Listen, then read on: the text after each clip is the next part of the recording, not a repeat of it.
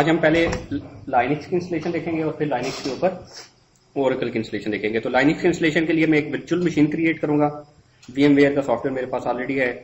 मैं एक नई वर्चुअल मशीन क्रिएट करता हूँ टिपिकल कॉन्फ़िगरेशन के साथ, और जो इंस्टॉलेशन है OS की वो मैं बाद में करूंगा। पहले एक वर्चुअल मशीन सिंपली क्रिएट कर लेते हैं। हमने गेस्ट ऑपरेटिंग सिस्टम जो इस VM में इंस्टॉल करेंगे वो लाइनक्स होगा, और red hat enterprise Linux 5 install करेंगे।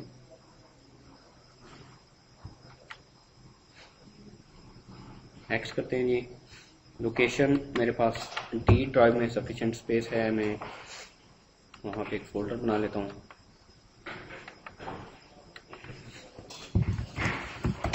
लाइनक्स VM के नाम से।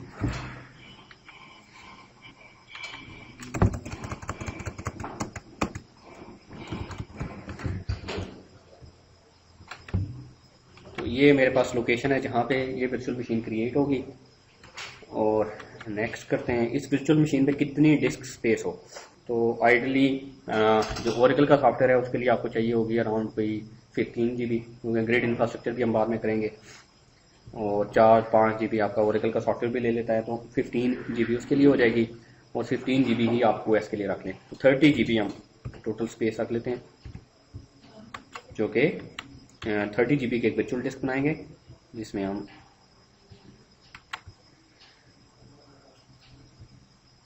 ठीक है मल्टीपल हम वर्चुअल डिस्क बना लेते हैं।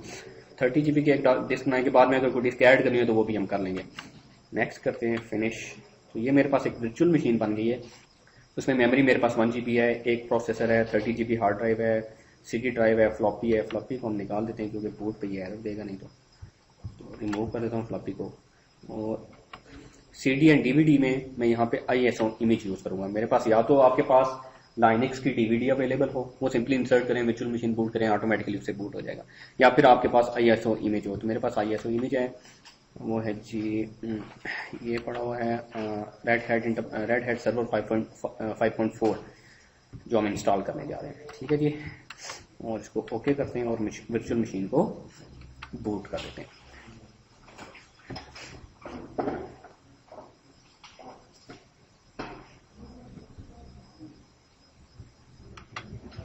तो जब आप लाइनक्स इंस्टॉलेशन करेंगे, आप एक वर्चुअल मशीन के ऊपर लाइनक्स इंस्टॉल कर रहे हो या एक रियल सर्वर के ऊपर कर रहे हो, कोई डिफरेंस नहीं है उसमें। ठीक है, इंस्टॉलेशन एक ही तरीके से होगी, कोई फर्क नहीं है। वही सारे स्क्रीन आएंगी, वही सारे विजल्ट आएंगी, आपने उसी तरीके से ऑप्शन सेलेक्ट करने होंगे। There will be no difference. आप समझ लें कि आप एक रियल सर्वर के ऊपर ये सारी इंस्टॉलेशन कर रहे हैं। तो ये आपके फर्स्ट स्क्रीन है जिसमें आपसे पूछ रहा है जी कि अगर आपने ग्राफिकल मोड में इंस्टॉलेशन करनी है तो सिंपली एंटर प्रेस करें, और टेक्स्ट मोड में करनी है तो लाइनक्स टेक्स्ट लिख के एंटर करें। हम सिंपली एंटर कर देंगे, कोई फर्क नहीं पड़ता ग्राफिकल मोड में इंस्टॉलेशन करें या टेक्स्ट मोड में करें। सिंपली वो जो विजर्ड है वो उस हिसाब से वो मॉडिफाई कर देता है, अदरवाइज वो लाइनक्स इंस्टॉलेशन में कोई डिफरेंस नहीं है।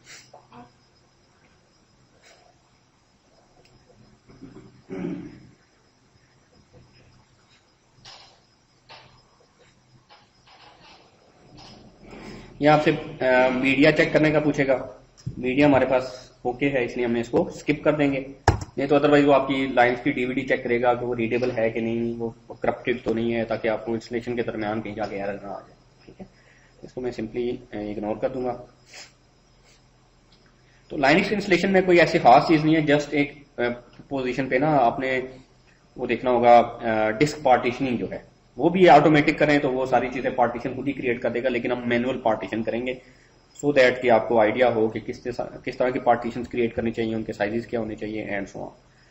तो फर्स्ट स्क्रीन पे हम सिंपली नेक्स्ट करेंगे। ये खुद ही मोस्टली ये चीजें खुद ही उठा लेगा। अच्छा जी, आप लैंग्वेज सिलेक्शन में डिफॉल्ट जाने देंगे। नेक्स्ट करते हैं। कीबोर्ड सिलेक्शन में भी आप US इंग्लिश ही सिलेक्ट करेंगे, डिफॉल्ट जाने देंगे। नेक्स्ट करते हैं। इंस्टॉलेशन नंबर पूछेगा, आपने इसको सिंपली स्किप कर देना है। ये इसलिए चाहिए होता है कि अगर आप रजिस्टर्ड हों और आपने वो लाइसेंस परचेज किया हो। अच्छा, ये आपसे कहेगा जी, वार्निंग एक देगा कि आपके पास जो डिस्क है इसमें से सारा डाटा रिमूव हो जाएगा। ठीक है, तो ये आपने जिस पार्टीशन के ऊपर ये वर्चुअल मशीन बनाई थी उस पार्टीशन में से कुछ रिमूव नहीं करेगा। ये जो 30 GB की उसने वर्चुअल डिस्क बनाई थी, एक फाइल उसने बनाई है, ठीक है, वो वर्चुअल डिस्क को फॉर्मेट करेगा या उसमें से डाटा रिमूव करेगा। तो ये इसका मतलब ये नहीं है कि आपके OS में से या आपके सिस्टम में से डाटा कोई रिमूव हो जाएगा। तो इसको आप सिंपली यस कर दीजिएगा। और फिर ये आगे ये स्क्रीन है जिसपे आपने अब आपके पास एक ऑप्शन ये है कि ये डिफॉल्ट ऑप्शन नहीं जाने दें, तो उसमें क्या करेगा, एक ही पार्टीशन बनाएगा और सब कुछ उसी में डाल देगा। हम नॉर्मली क्या करते हैं और रिकमेंडेड भी ये है कि क्रिएट कस्टम लेआउट करें। कस्टम लेआउट में ये होता है कि आप अपनी मर्जी की पार्टीशन क्रिएट कर सकते हैं।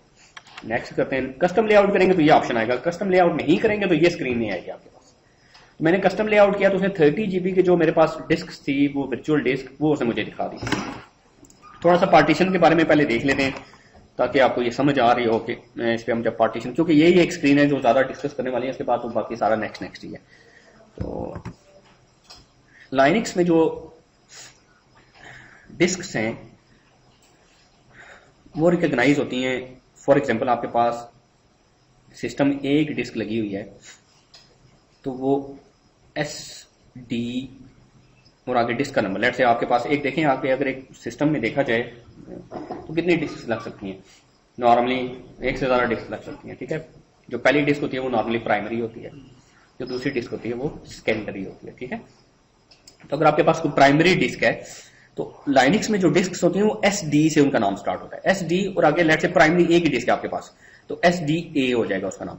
और इसके अलावा एक और आपके पास डिस्क है, दो डिस्क हार्ड ड्राइव, दो फिजिकल अलग अलग हार्ड ड्राइव्स लगी हुई हैं, तो जो आपकी दूसरी ड्राइव होगी वो SDB होगी। तो लाइनक्स में जो ड्राइव्स हैं वो SD से रिकॉग्नाइज होती हैं, और A मीन्स के this is a primary disk या पहली डिस्क है, और B मीन्स के ये सेकेंडरी डिस्क या सेकंड डिस्क। इसी तरीके से C, D and E and so on, ये नोटेशन फॉलो होती हैं लाइनक्स के अंदर। SD, आजकल जितनी डिस्क आ रही हैं वो नॉर्मली आती हैं या तो SCSI या फिर SATA। तो SCSI या SATA डिस्क हो तो वो SD से रिकॉग्नाइज होती है। और अगर आपके पास पुरानी डिस्क हो, वो जो आपके पास बड़ी केबल लगती थी जिनको IDE कहा जाता है, पुरानी डिस्क, ठीक है, वो अगर हो तो HD से उनकी नोटेशन स्टार्ट होती है, उनका नाम HDA या HDB या HDC होगा। नॉर्मली आप देखेंगे तो SD के नाम से आपको नजर आ रही होगी, लेकिन अगर आपके पास लेट से एक पुरानी को डिस्क लगी है तो उसका नाम फिर HD से स्टार्ट होगा। वो फिर जो जिस कंट्रोलर पे लगी होगी वो अगर प्राइमरी है तो HDA नजर आ रही होगी, अगर वो सेकेंडरी है तो HDB नजर आ रही होगी, एंड सो ऑन। ठीक है, अच्छा अब पार्टीशंस को देखते हैं। अच्छा, विंडोज में अगर आप देखें तो पार्टीशंस होती हैं जी, C ड्राइव है, D ड्राइव है, E ड्राइव है, एंड सो ऑन, कोई ना कोई ड्राइव लेटर आप असाइन करते हैं। ठीक है, लाइनक्स में विंडोज में इसको पार्टीशंस कहा जाता है, लाइनक्स में हम इसको माउंट पॉइंट कहते हैं। लाइनक्स यूनिक्स में माउंट पॉइंट, ठीक है, लाइनक्स में पार्टीशन या ड्राइव भी कहते हैं, C ड्राइव, D ड्राइव। आप जिसकी एक्चुअली पहले पार्टीशन करते हैं फिर उसको कोई लेटर असाइन करते हैं तो वो ड्राइव कहलाती है, C ड्राइव है, D ड्राइव है, एंड सो ऑन। तो लाइनक्स में माउंट पॉइंट कहते हैं, पार्टीशन लाजमी क्रिएट करते हैं लेकिन एक्चुअली बाद में वो जाके माउंट पॉइंट कहलाता है। लाइनक्स में जो पार्टीशन हैं, फॉर एग्जाम्पल आपने जो आपके पास एक डिस्क है उसमें 3 पार्टीशन की, तो पहली जो पार्टीशन होगी वो होगी SDA1 के नाम से, ये हो जाएगी। अब क्योंकि ये पूरी डिस्क जो है, ये पूरी डिस्क आपकी SDA है, इसमें जो पहली पार्टीशन होगी दैट विल बी SDA1, दूसरी पार्टीशन होगी SDA2, तीसरी पार्टीशन होगी SDA3, एंड सो ऑन। इसी तरीके से आपने SDB पे 2 पार्टीशन क्रिएट की, तो पहली पार्टीशन होगी SDB1 और दूसरी पार्टीशन होगी SDB2। ठीक है, अच्छा ये पार्टीशन हमने क्रिएट की, इन पार्टीशन का कोई ना कोई साइज होगा। अब ये जो पार्टीशंस हैं इनको फिर आप बाद में फॉर्मेट करके किसी न किसी पर्पस के लिए यूज करते हैं। फॉर एग्जांपल आप ये हो सकता है, ये करें, मैं ये सारा खत्म करके एक डिस्क बनाता हूँ। जैसे मेरे पास ये एक डिस्क है 30 GB की, इस पे मैं एक पार्टीशन क्रिएट करूंगा 10 GB की, उसको मैं माउंट करूंगा रूट, एक फाइल सिस्टम होता है या माउंट पॉइंट होता है रूट के नाम से, ये फॉरवर्ड स्लैश रिप्रेजेंट होता है। ठीक है, दिस इज कॉल्ड, ये रूट के नाम से माउंट पॉइंट है, रूट माउंट पॉइंट में इसको लिख रहा हूँ। ये एक ऐसा माउंट पॉइंट होता है जहां पे आपका OS सारा इंस्टॉल होना होता है, यहाँ पे आपका सारा OS इंस्टॉल हो, जैसे विंडोज आपकी C में नॉर्मली इंस्टॉल होती है, विंडोज की डायरेक्टरी में, वैसे आप किसी भी जगह इंस्टॉल कर सकते हैं। नॉर्मली C में विंडोज की डायरेक्टरी में इंस्टॉल होती है, फिर उस विंडोज की डायरेक्टरी के अंदर आपकी OS की सब डायरेक्टरी सारी बनती हैं, सारी फाइल्स एक्सेक्ट होती हैं, OS इंस्टॉल होता है। लाइनक्स में एक रूट के नाम से आपने माउंट पॉइंट बनाना होता है, उसके साथ आपने कोई पार्टीशन एसोसिएट करनी होती है और वहां पे जाके सारा का सारा आपका ओएस इंस्टॉल होता है। तो लेट से आपने एक पार्टीशन बनाई आपने अपनी एक डिस्क के ऊपर और उसको आपने SDA1 का नाम दिया और वो आपने माउंट कर दी रूट पार्टीशन के अंदर।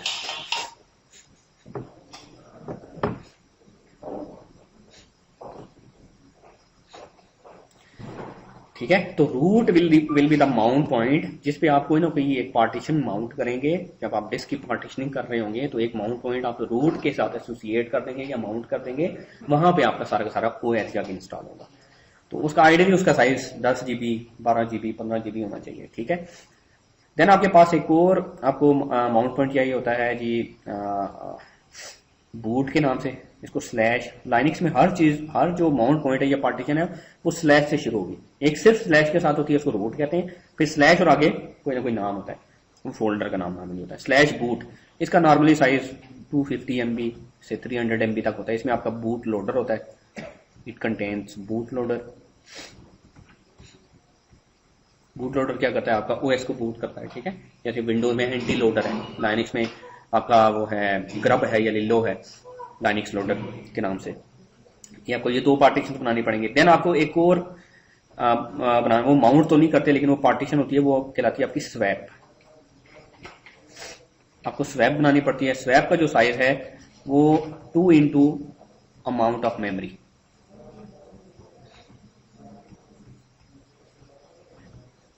तो मेरे इस मशीन के ऊपर जो मैंने वर्चुअल मशीन बनाई उसको 1 GB मेमोरी दी है, तो स्वैप का साइज क्या होगा 2 GB।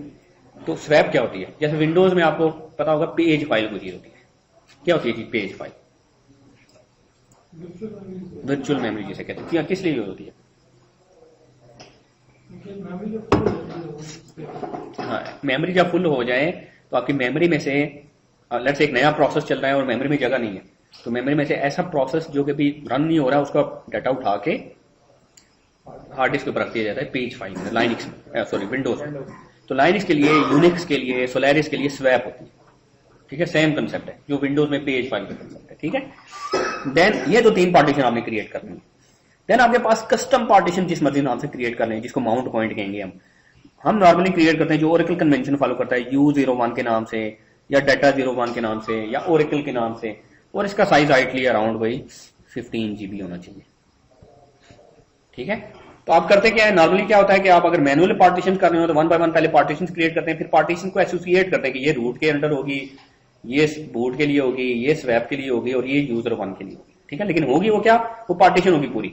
और ये जो पार्टीशन है लाइनिक्स के अंदर, इन हर पार्टीशन की या हर डिस्क की एक फाइल होती है। लाइनिक्स में हर चीज एक फाइल है, याद रखिएगा, हर चीज की एक फाइल क्रिएट होती है लाइनिक्स में। लाइनिक्स में एक डायरेक्टरी होती है जी /dev के नाम से।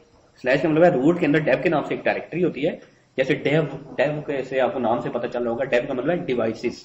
तो लाइनिक्स में क्या चीज है कि डिवाइस, आपकी जो हार्ड ड्राइव हैं या आपकी CD ड्राइव हैं, ये डिवाइसेस कहलाती हैं। ठीक है, तो /dev के अंदर इन सारा सब जितनी भी आपकी डिवाइसेस हैं उनकी फाइल्स पड़ी होती हैं। जैसे /dev के अंदर होगी आपके पास एक डिवाइस फाइल होगी SDA के नाम से, फिर हर पार्टीशन की भी एक होगी /dev के अंदर होगी SDA1 के नाम से एक पार्टीशन फाइल होगी, SDA2 के नाम से होगी। तो पूरा पाथ क्या बनेगा, dev SDA, dev SDA1, dev SDA2, dev SDA3 and so on. ठीक है, ये पूरा आपकी एक डिवाइस फाइल का पाथ, इसको कहते हैं डिवाइस फाइल या डिस्क का पाथ होगा, एक पार्टीशन का पाथ होगा। तो आप जब माउंट करेंगे ना तो आप करेंगे जी /dev/SDA पार्टीशन, SDA1 को माउंट कर दो रूट के अंदर, /dev SDA2 को माउंट कर दो बूट के अंदर, /dev SDA3 को माउंट कर दो U01 के अंदर। ठीक है, लेकिन जब आप ग्राफिकल इंस्टॉलेशन कर रहे हो तो आप सिंपली बताते हैं इतनी पार्टीशन और ये माउंट यहाँ पे करनी है, वो ऑटोमेटिकली माउंट कर दो। ठीक है, हम बाद में मैनुअल भी देखेंगे, पार्टीशनिंग और मैनुअल माउंट करना भी देखेंगे एक नई डिस्क ऐड करके। फिलहाल हम क्या करते हैं, ऑटो पार्टीशनिंग और वो सारी चीजें देखते हैं जी। ये आपने किया जी, डिस्क सेलेक्ट कर ली, नई पार्टीशन। आप ये देखें उसको रिकॉग्नाइज किस नाम से किया उसने, dev SDA के नाम से। ठीक है, अच्छा न्यू पार्टीशन क्रिएट करते हैं। वो आपसे पूछ रहा है जी पार्टीशन किस लोकेशन, माउंट पॉइंट क्या हो। मैं एक बना लेता हूँ, ये ड्रॉप डाउन लिस्ट में सारे माउंट पॉइंट होंगे आपको जो हो सकते हैं। मैं रूट के नाम से एक बना लेता हूँ। लाइन में फाइल सिस्टम जो आजकल यूज हो रहा है वो ext3 या ext2 या ext3। ठीक है, ext3 नॉर्मली यूज होता है। इसका साइज कितना हो, तो मैं इसको 12 GB दे देता हूँ, 12,000 MB दे रहा हूँ। ठीक है, ओके कर देता हूँ। ये देखिए उसने क्या किया, उन्हें एक पार्टीशन बनाई है डेव SDA1 के नाम से, उसको रूट के अंडर माउंट कर दिया, उसके ऊपर ext3 फाइल सिस्टम इंप्लीमेंट कर दिया। ठीक है, एक और पार्टीशन क्रिएट करता हूं /boot के नाम से, इसका साइज में 250 MB दे देता हूं और ओके करता हूं। उसने देखें एक और पार्टीशन क्रिएट की SDA2 के नाम से, उसको ये SDA1 उसने दी, क्योंकि नॉर्मली क्या होता है कि जब आप रूट पार्टीशन क्रिएट करते हैं ना तो उसकी प्रायोरिटी ज्यादा होती है, क्योंकि वो सबसे पहले वही रीड होनी होती है। तो ओरेकल क्या करता है, लाइन्स क्या करता है, सीक्वेंस चेंज कर देता है। तो A1 उसने उसको दे दिया नाम, वो नाम जो है ना वो उसने स्वैप कर दिए। तो ये एक नॉर्मल चीज है, लेकिन बाद में जब एक दफा OS इंस्टॉल हो जाएगा तो फिर ये बाद में चेंजेस होंगे, ये चेंज होंगे, क्योंकि ये एक पार्टीशन को रिप्रेजेंट कर रहे होंगे। बूट रूट हो गया, एंड देन आपके पास स्वैप क्रिएट कर लेते हैं। स्वैप के लिए माउंट पॉइंट नहीं होता, क्योंकि स्वैप आपको किसी जगह नजर नहीं आ रहा होता। स्वैप आप फाइल सिस्टम टाइप में से सिलेक्ट करेंगे, इस पे क्लिक करेंगे तो ये आपके पास आएगा जी स्वैप। स्वैप आपने रखना है डबल आपकी जितनी मेमोरी है उसका। मेमोरी बहुत ज्यादा हो जाए तो फिर 1.5 रख लें, अदरवाइज नॉर्मली हम डबल रखते हैं। लेट्स से 64 GB मेमोरी है तो आप लाजमी नहीं है कि 128 GB रखें स्वैप का साइज, 100 GB रख लें, 90 GB रख लें, लेकिन रिकमेंडेड ये है कि मेमोरी का डबल होना चाहिए। ठीक है, ओके करते हैं। अब बाकी जितनी स्पेस बच गई है, मैं इस सारी स्पेस को एक नया पार्टीशन बनाता हूँ /u01 के नाम से, और मैं इसको यहाँ पे देता हूँ जी fill to maximum allowable size, यानी कि बाकी जितनी स्पेस बच गई है वो सारी उसको दे दो। ओके करता हूँ, तो ये बाकी सारी स्पेस देखें, अब ग्रे स्पेस कोई नहीं रही आपके पास, आके ऑटोमेटिकली सारी स्पेस उसने उसको दे दी। ठीक है जी, ये जस्ट यहाँ पे आपने ये देखना है कि आपने पार्टीशन इस तरीके से क्रिएट कर दी। बाद में हम देखेंगे जाके रेड को भी और LVM को भी, मैं इसकी आपको डिटेल्स बता दूंगा, लेकिन अभी हम उसको सिंपल हमने पार्टीशन क्रिएट किए। देन आप ये पूछा जी बूट लोडर कौन सा हो, तो ग्रब आजकल बूट बहुत ज्यादा यूज होता है, तो हम ग्रब भी करेंगे, और कहाँ पे इंस्टॉल होगा वो आपको ये लोकेशन बता रहा है। नेक्स्ट करेंगे। देन आपने यहाँ पे इस मशीन को कोई ना कोई नाम दे देना। लेट्स से मैं इस मशीन को नाम देता हूँ oradb.oranet.com। ठीक है, आपने मशीन को कोई ना कोई नाम दे देना है। तो ये बूट लोडर में डिफरेंस क्या होता है, ये जो ग्रब हो गया ये देखें वो उसमें फिर हमारे लिए इसमें कोई डिफरेंस नहीं है। एक सिस एडमिन जो है ना वो ग्रब को प्रेफर करेगा। ले लो बैकवर्ड कंपैटिबिलिटी के लिए लाइनक्स 3.4 में यूज होता था, अब लाइनक्स 5 ऑनवर्ड आपके पास, या बल्कि लाइनक्स 4 ऑनवर्ड ही आपके पास ग्रब भी है। उसमें फिर आपके पास ट्रबल शूटिंग के बहुत सारे ऑप्शन अवेलेबल हैं। ठीक है, रिकवरी के बहुत सारे ऑप्शन अवेलेबल है। क्या होता है ना, मशीन बूट ही नहीं, आपके लाइनक्स बूट ही नहीं होती, फेल हो जाती है, किसी जगह फंस जाती है, जाके बूट लोडर क्रैश कर जाता है, कोई मसला हो जाता है, तो वो रिकवरी के बहुत सारे ऑप्शन हैं, तो वो आप जाके कर सकते हैं। अच्छा, नेक्स्ट करते हैं इसको। देन ये आपसे टाइम जोन पूछेगा जी, आपने टाइम जोन या तो ड्रॉप डाउन लिस्ट में से सिलेक्ट कर लें या ग्राफिकली सिलेक्ट कर लें। हमने एशिया कराची सिलेक्ट कर लें। नेक्स्ट करते हैं। देन लाइनेज में जो मोस्ट पावरफुल यूजर होगा वो रूट के नाम से, रूट का पासवर्ड आप दे दें कोई, मैं इसको रूट का पासवर्ड ओरेकल दे रहा हूँ, और नेक्स्ट करते हैं और फिनिश कर लेते हैं। हमने एक्स्ट्रा कोई सॉफ्टवेयर फिलहाल इंस्टॉल नहीं करेंगे, बाद में हम मैनुअली करेंगे, RPM से इंस्टॉल करेंगे हम।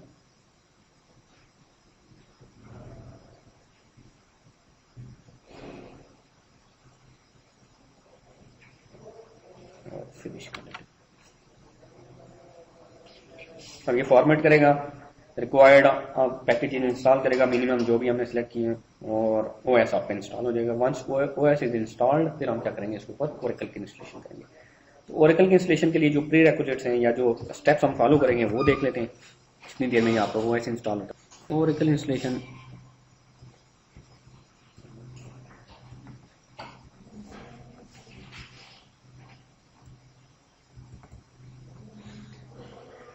कुछ प्री रिक्विजिट्स हैं वो देख लेते हैं कि क्या आपको चाहिए मिनिमम हार्डवेयर के पॉइंट ऑफ व्यू से, अगर हम देखेंगे।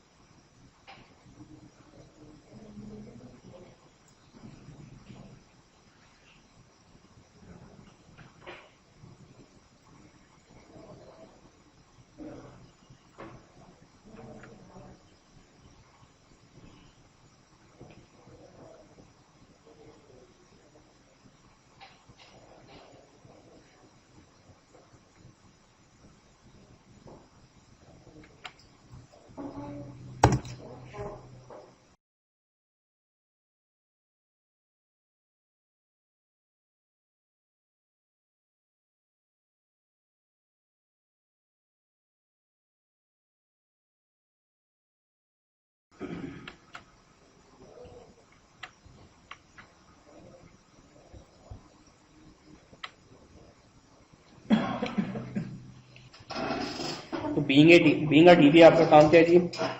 Evaluate the database server hardware recommend करना कि क्या होना चाहिए, सीपीयू पावर, मेमोरी कितनी होनी चाहिए, डिस्क स्पेस कितनी होनी चाहिए, नंबर ऑफ डिस्क कितनी होनी चाहिए, ठीक है, ओएस कौन सा होना चाहिए, एंड सो ऑन, पैचेस उसके ऊपर कौन से होने चाहिए, वो सारी चीजें आपने रिकमेंड करनी होती है। देन आपने ओरेकल का सॉफ्टवेयर इंस्टॉल करना, plan the database and security strategy, फिर आपने डेटाबेस क्रिएट करना, बैकअप करना, नए यूजर्स क्रिएट करना, उनको नेटवर्क कनेक्टिविटी प्रोवाइड करना। डेटाबेस डिजाइन मींस कि आपका लॉजिकल जो स्कीमा है, जो आपका ईआरडी है, उसको ट्रांसलेट करना टेबल्स के अंदर या डीडीएल्स के अंदर, और फेलियर्स से डेटाबेस को रिकवर करना और डेटाबेस की परफॉर्मेंस को देखना। ये नॉर्मली एक डीबीए के डे टू डे टास्क होते हैं। ये टूल्स जो आपके पास अवेलेबल हैं डेटाबेस को मैनेज करने के लिए, ओरेकल यूनिवर्सल इंस्टॉलर है जो भी हम यूज करने जा रहे हैं। ओरेकल यूनिवर्सल इंस्टॉलर है जिसके थ्रू आप ओरेकल का software install, uninstall and upgrade कर सकते हैं, डेटाबेस क्रिएट कर सकते हैं इसके थ्रू। डेटाबेस कॉन्फ़िगरेशन असिस्टेंट है, इसके थ्रू डेटाबेस क्रिएट कर सकते हैं, डेटाबेस स्टॉप कर सकते हैं, डेटाबेस के कॉन्फ़िगरेशन ऑप्शन चेंज किए जा सकते हैं। डेटाबेस अपग्रेड असिस्टेंट है, इसमें आप एक रिलीज से दूसरी रिलीज, जैसे आपके पास 10G है तो 11G में अपग्रेड करना चाहते हैं तो डेटाबेस अपग्रेड असिस्टेंट के थ्रू ग्राफिकली सारा का सारा अपग्रेड कर सकते हैं। देन दो टूल्स हैं ये, Oracle net manager and Oracle net configuration assistant. ये क्लाइंट सर्वर कनेक्टिविटी के लिए यूज होते हैं, इसके थ्रू आप कनेक्टिविटी कॉन्फ़िगर करते हैं। Oracle enterprise manager graphical tool है जिसके थ्रू आप डेटाबेस की सारी एडमिनिस्ट्रेशन वेब बेस्ड कर सकते हैं, यानी माउस के थ्रू। अदरवाइज आप अभी तक हम जो है एसक्यूएल प्लस या कोई भी आप कमांड लाइन यूटिलिटी यूज करते हैं डेटाबेस को शट डाउन करने के लिए, स्टार्टअप करने के लिए, डेटाबेस में कोई टेबल स्पेस क्रिएट करने के लिए, कोई यूजर क्रिएट करने के लिए, उसको राइट्स देने के लिए, तो आपके पास ग्राफिकल टूल भी अवेलेबल है जो कि ईएम के नाम से, ओरेकल एंटरप्राइज मैनेजर के नाम से। सर्वर कंट्रोल जी, इसके थ्रू ये 11G, वैसे तो 10G तक ये यूटिलिटी क्लस्टर इन्वायरमेंट में अवेलेबल थी, अब ये यूटिलिटी आपकी सिंगल इंस्टेंस डेटाबेस में भी अवेलेबल है 11G ऑनवर्ड। तो इसके थ्रू आप डेटाबेस की बहुत सारी सर्विसेज स्टार्ट एंड स्टॉप कर सकते हैं। एसक्यूएल प्लस ये डेटाबेस के साथ इंटरेक्शन का टूल है जिसके थ्रू आप क्यूरीज लिखते हैं डेटाबेस को और वो आपको रिस्पॉन्स सेंड करता है, और फिर एडमिनिस्ट्रेशन भी आप इसी के थ्रू नॉर्मली कर रहे होते हैं।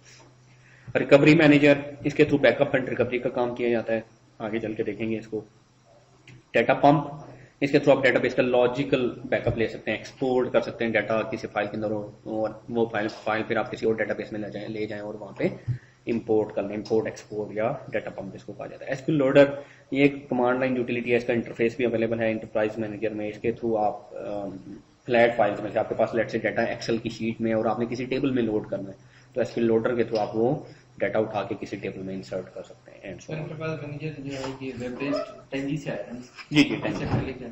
इससे पहले आपके पास वो जावा बेस्ड था 9.9 में, लेकिन उसमें बहुत सारी लिमिटेशन थी, बहुत सारी चीजें ऐसी थी जो कि उसमें पॉसिबल नहीं थी। 10G ऑनवर्ड जो है वो एक्चुअली तो एक रियल टाइम आपको सारी स्टैटिस्टिक्स भी दे रहा था, बहुत सारी चीजें काफी चेंज था ये। जी जी, अगर हम 10G से कन्वर्ट करते हैं 9.9 से 10G में अपग्रेड करते हैं, हाँ अपग्रेड करते हैं, तो उसमें किस तरह की प्रॉब्लम है?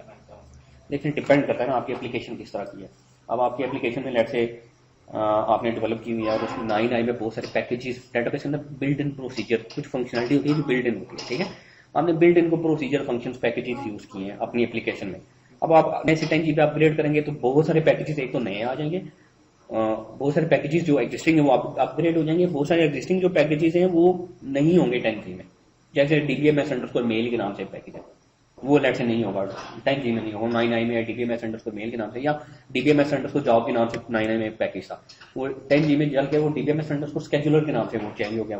अब आप इस तरह के आपने डेटाबेस के अंदर जो बिल्ट इन को फीचर्स यूज किए हुए हैं जो कि 9.9 में तो अवेलेबल थे लेकिन 10G में नहीं हो तो आपकी एप्लीकेशन नहीं चलेगी। अपग्रेड जब भी आप करते हैं सक्सेसर जो होता है वो नहीं, देखें होता है लेकिन वो फिर आपने एप्लीकेशन कोड नहीं ऐसा नहीं। देखिए आपकी जो आपका जो जब भी अपग्रेड होता है ना, नई रिलीज आती है, आप एक तो तरीका ये है कि आप उसमें वो एक कंपैटिबल का एक पैरामीटर होता है 10G में, वो आप सेट कर दें 9.2.0.0, तो फिर वो आपने समझना कि आपने अपग्रेड नहीं किया। आप हैं तो 10G में लेकिन आप डेटाबेस को आपने रिवर्ट करके 9.9 वाले फीचर्स पे चले गए, उसका फायदा नहीं है।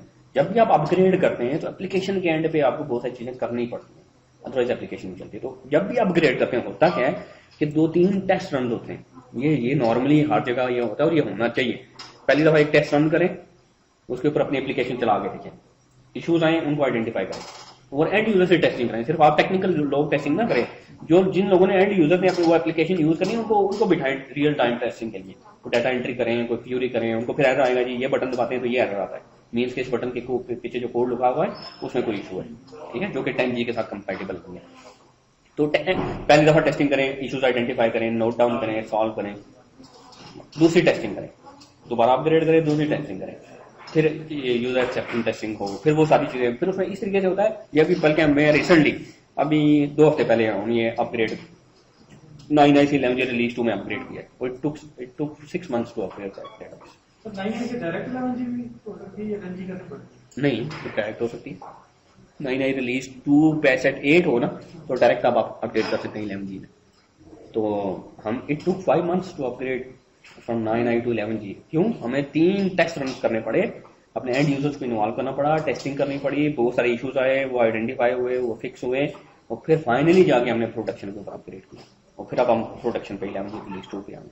सो इट टेक्स टाइम। जब भी आपने अपग्रेड करना होता है, एक तो तरीका है सिंपल अपग्रेड का है, डाटा पंप के थ्रू सारा डाटा एक्सपोर्ट करें, नई डाटाबेस में इंपोर्ट करें, एप्लीकेशन उसके साथ कनेक्ट करें, लेकिन कोई नहीं एप्लीकेशन आपकी चले। वो डिपेंड करता है किस तरह की एप्लीकेशन है, किस तरह के आपने उसके फीचर्स यूज किए डाटाबेस में, उसके ऊपर टोटली डिपेंड करता है। आपके एप्लीकेशन से किसमें कंटेंट किसने बनाया? ये ओरेकल की ई बिजनेस स्वीट की डाटाबेस थी, ओरेकल फाइनेंशियल्स की एप्लीकेशन थी, ये ओरेकल की ही बनी, ओरेकल फॉर्म्स एंड रिपोर्ट्स के अंदर बनी हुई थी। ओरेकल फॉर्म्स के अंदर वो बनी हुई है ना, ओरेकल ई बिजनेस स्वीट, और उसमें जावा की भी है एप्लीकेशन साथ ही एम्बेडेड है, तो ज्यादातर वो फॉर्म्स के अंदर वो सारी एप्लीकेशन बनी हुई है, तो वो उसमें अच्छी खासी वो। आपने बताया कि अगर वो 9 से 11 पे आप लेके गए उसको अपडेट किया तो पैच उसका 8 चल रहा था।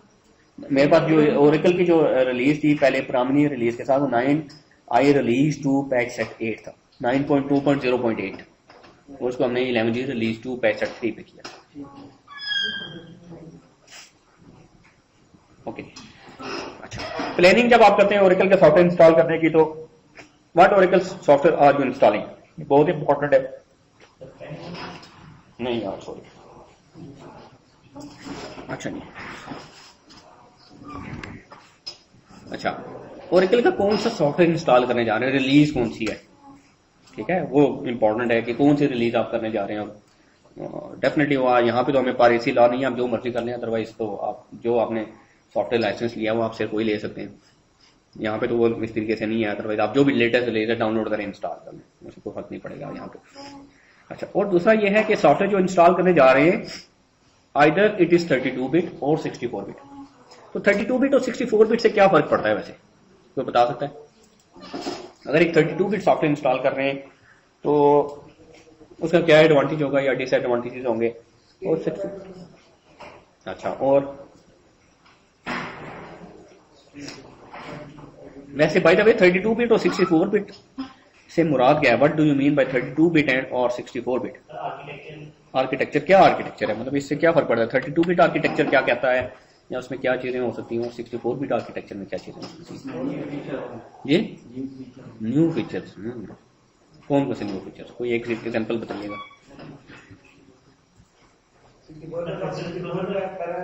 जी ठीक है, स्पीड फास्ट होती है, और क्या होता है, और क्या होता है? 32 बिट वर्सेस 64 बिट देखा जाए,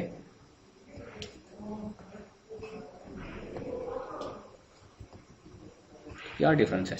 मेन डिफरेंस है, एक मेन डिफरेंस है जिसकी वजह से हम 64 बिट की तरफ जाते हैं। एक जी हाँ, नहीं, और कुछ बताएं। वैसे बिट का क्या मतलब होता है? 32 बिट क्या मतलब है इसका? 32 बिट्स पर सेकंड प्रोसेसिंग होती है। और क्या बताइए, 32 बिट का क्या मतलब है? 16 बिट, 8 बिट, क्या मतलब है?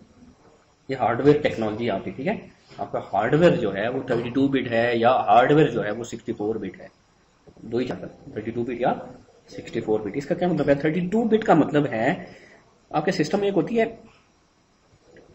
सिस्टम बस जिसको कहते हैं, कोई आइडिया इसका? क्या करती है ये क्या करती है सिस्टम बस?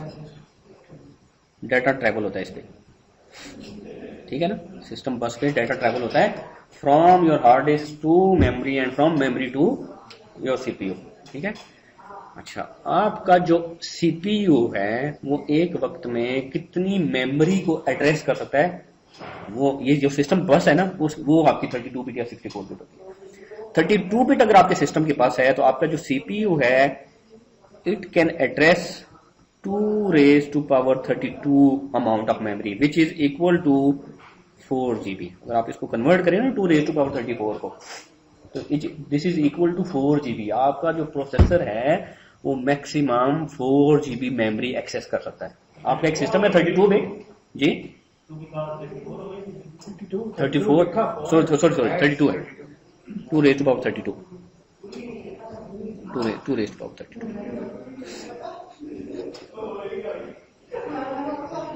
ठीक है। 2 raised to power 32 मीन्स के आपके सिस्टम में बेशक 16 GB मेमोरी लगी हुई है, लेकिन ओएस को जो अवेलेबल है 4 GB है। 4 GB से ज्यादा वो एक्सेस नहीं कर सकेगा। हैं तरीके, देयर आर वेज कि आप वो एक्स्ट्रा मेमोरी एक्सेस कर सकें, लेकिन फिर आपकी वो जो जिस एप्लीकेशन के लिए वो मेमोरी एक्सेस कराना चाह रहे हैं वो एप्लीकेशन भी वो मेमोरी को ओएस से हट के फिर डायरेक्टली एक्सेस कर सके तो फिर उसका फायदा, अदरवाइज नहीं फायदा। देखिए नहीं एड्रेस होता है ना, हर मेमोरी का एक एड्रेस होता है। एड्रेस नंबर 0 से लेकर एड्रेस नंबर लेट से आपके पास ये लाइन है, लेट से आपके पास है जी ये 3 वायर हैं जिसके थ्रू आपने एक्सेस करनी है।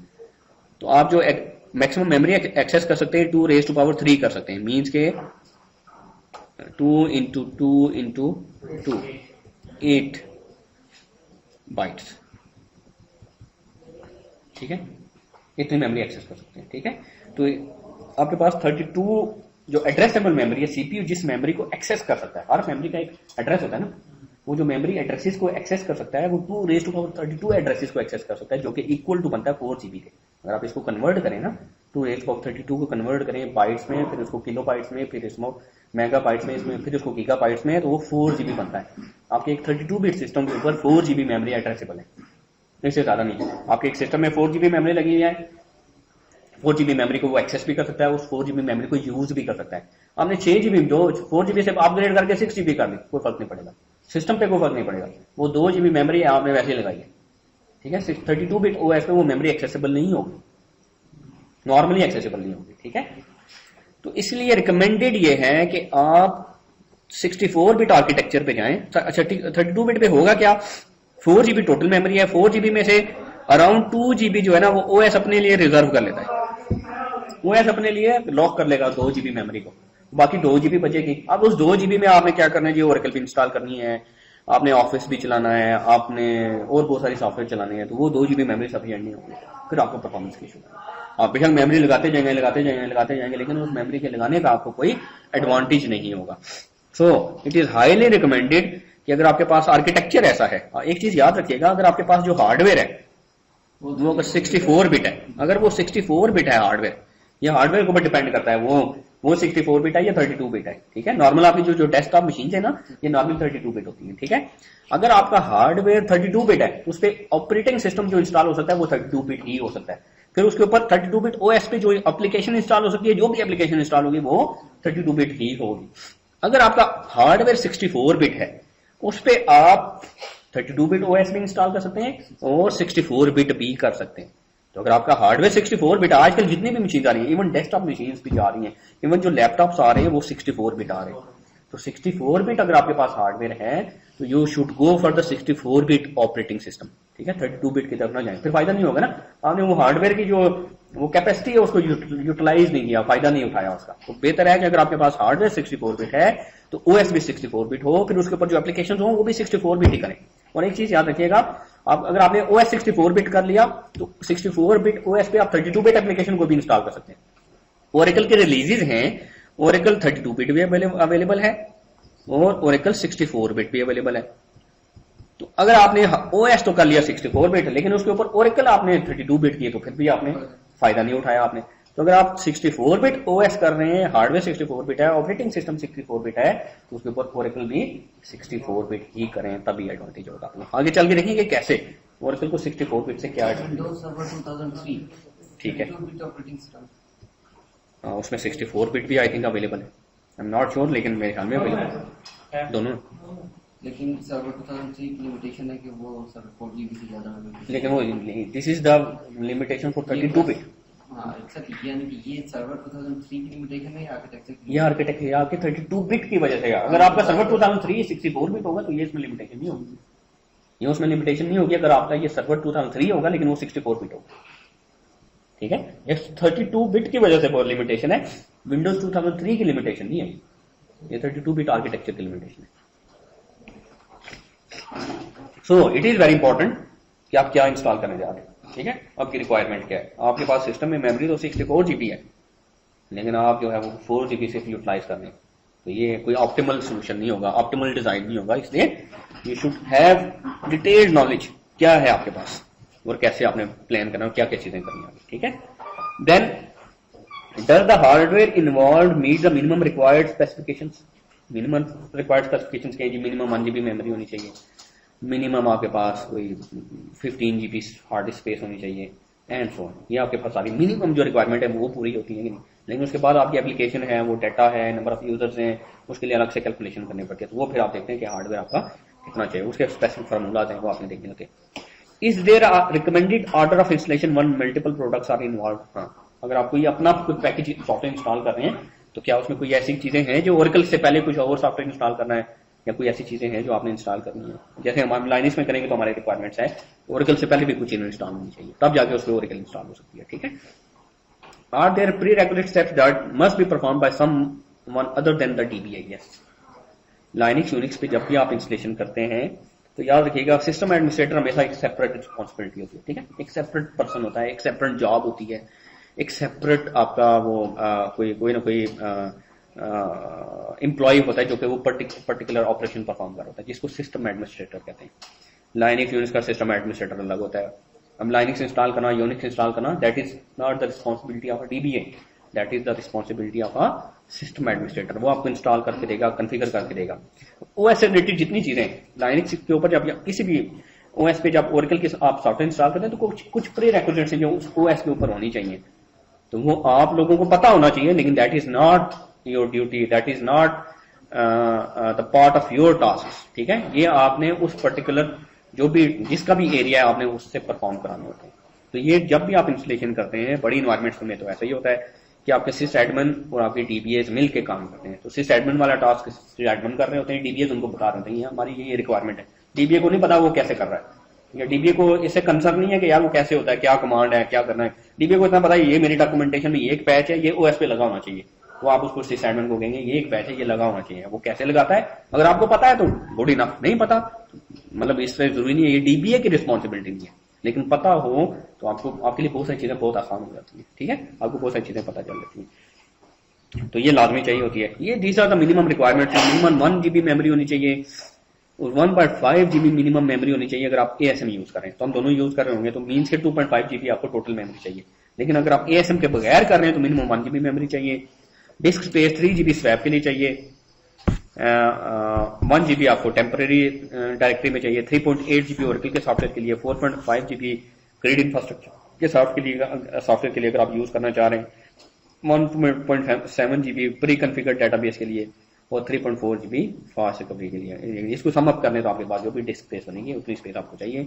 ऑपरेटिंग सिस्टम कौन कौन से, हाँ जब भी आप ओरेकल की इंस्टॉलेशन करें तो ओरेकल की एक सर्टिफिकेशन मैट्रिक्स है कि ओरेकल कौन कौन से हार्डवेयर के ऊपर या कौन कौन से ओएस के ऊपर सर्टिफाइड है, ये याद रखिएगा। वो आपको मिलेगी मेटालिंक से, metalink.oracle.com, Oracle certification matrix for particular release for 10G for 11G, ठीक है। metalink.oracle.com, लेकिन ये फ्री नहीं है मेटलिंक। ये अगर आपने ओरेकल का लाइसेंस परचेज किया तो फिर आपको मेटलिंक पे आपको एक यूजर नेम पासवर्ड मिलेगा, वहां पे आप लॉग इन हो सकेंगे। वहां पे ओरेकल के बहुत सारे डॉक्यूमेंट्स हैं जो कि आप एक्सेस कर सकेंगे, बहुत सारा मटेरियल है एक्सेस कर सकेंगे and so on, patches download कर सकेंगे, सॉफ्टवेयर डाउनलोड कर सकेंगे एंड सो ऑन। ये पोर्टल है ओरेकल का। तो जब भी आप ओरेकल का सॉफ्टवेयर इंस्टॉल करने जा रहे हो सर्टिफिकेशन मैट्रिक्स को जरूर देख लें कि आपका ये जो ओएस है वो सर्टिफाइड भी है कि नहीं। अगर सर्टिफाइड नहीं होगा तो फिर क्या होगा, आप इंस्टॉलेशन तो कर लेंगे, हो सकता है वर्क अराउंड आपको मिल जाए, एरर्स आए, आप वर्क अराउंड करें, इंस्टॉलेशन हो जाए, लेकिन बाद में परफॉर्मेंस के इशूज आएंगे, मैनेजमेंट के इशूज आएंगे, बहुत सारे और इशूज आ सकते हैं। तो हाईली रिकमेंडेड है कि आप ओरेकल प्रोडक्शन में किसी क्रिटिकल एप्लीकेशन के लिए यूज कर रहे हैं सिर्फ और सिर्फ सर्टिफाइड ऑपरेटिंग सिस्टम्स पे इंस्टॉलेशन करें। अगर आपने सर्टिफाइड ओएस पे इंस्टॉलेशन नहीं की तो बाद में ओरेकल भी सपोर्ट नहीं करेगा आपको, फिर आपको मतलब बाद में क्योंकि ऑप्शन नहीं होता ना चेंज करने का, इन दो प्रोडक्शन में एप्लीकेशन चलेगी और फिर इश्यूज आ गए तो फिर आपके लिए वो प्रोजेक्ट फेलियर होगा। इसलिए हमेशा याद रखें कि सर्टिफाइड पे करें। वर्क अराउंड बहुत सारी चीजों के होंगे लेकिन वो जरूरी नहीं है कि हर इन्वायरमेंट में चल भी सकें।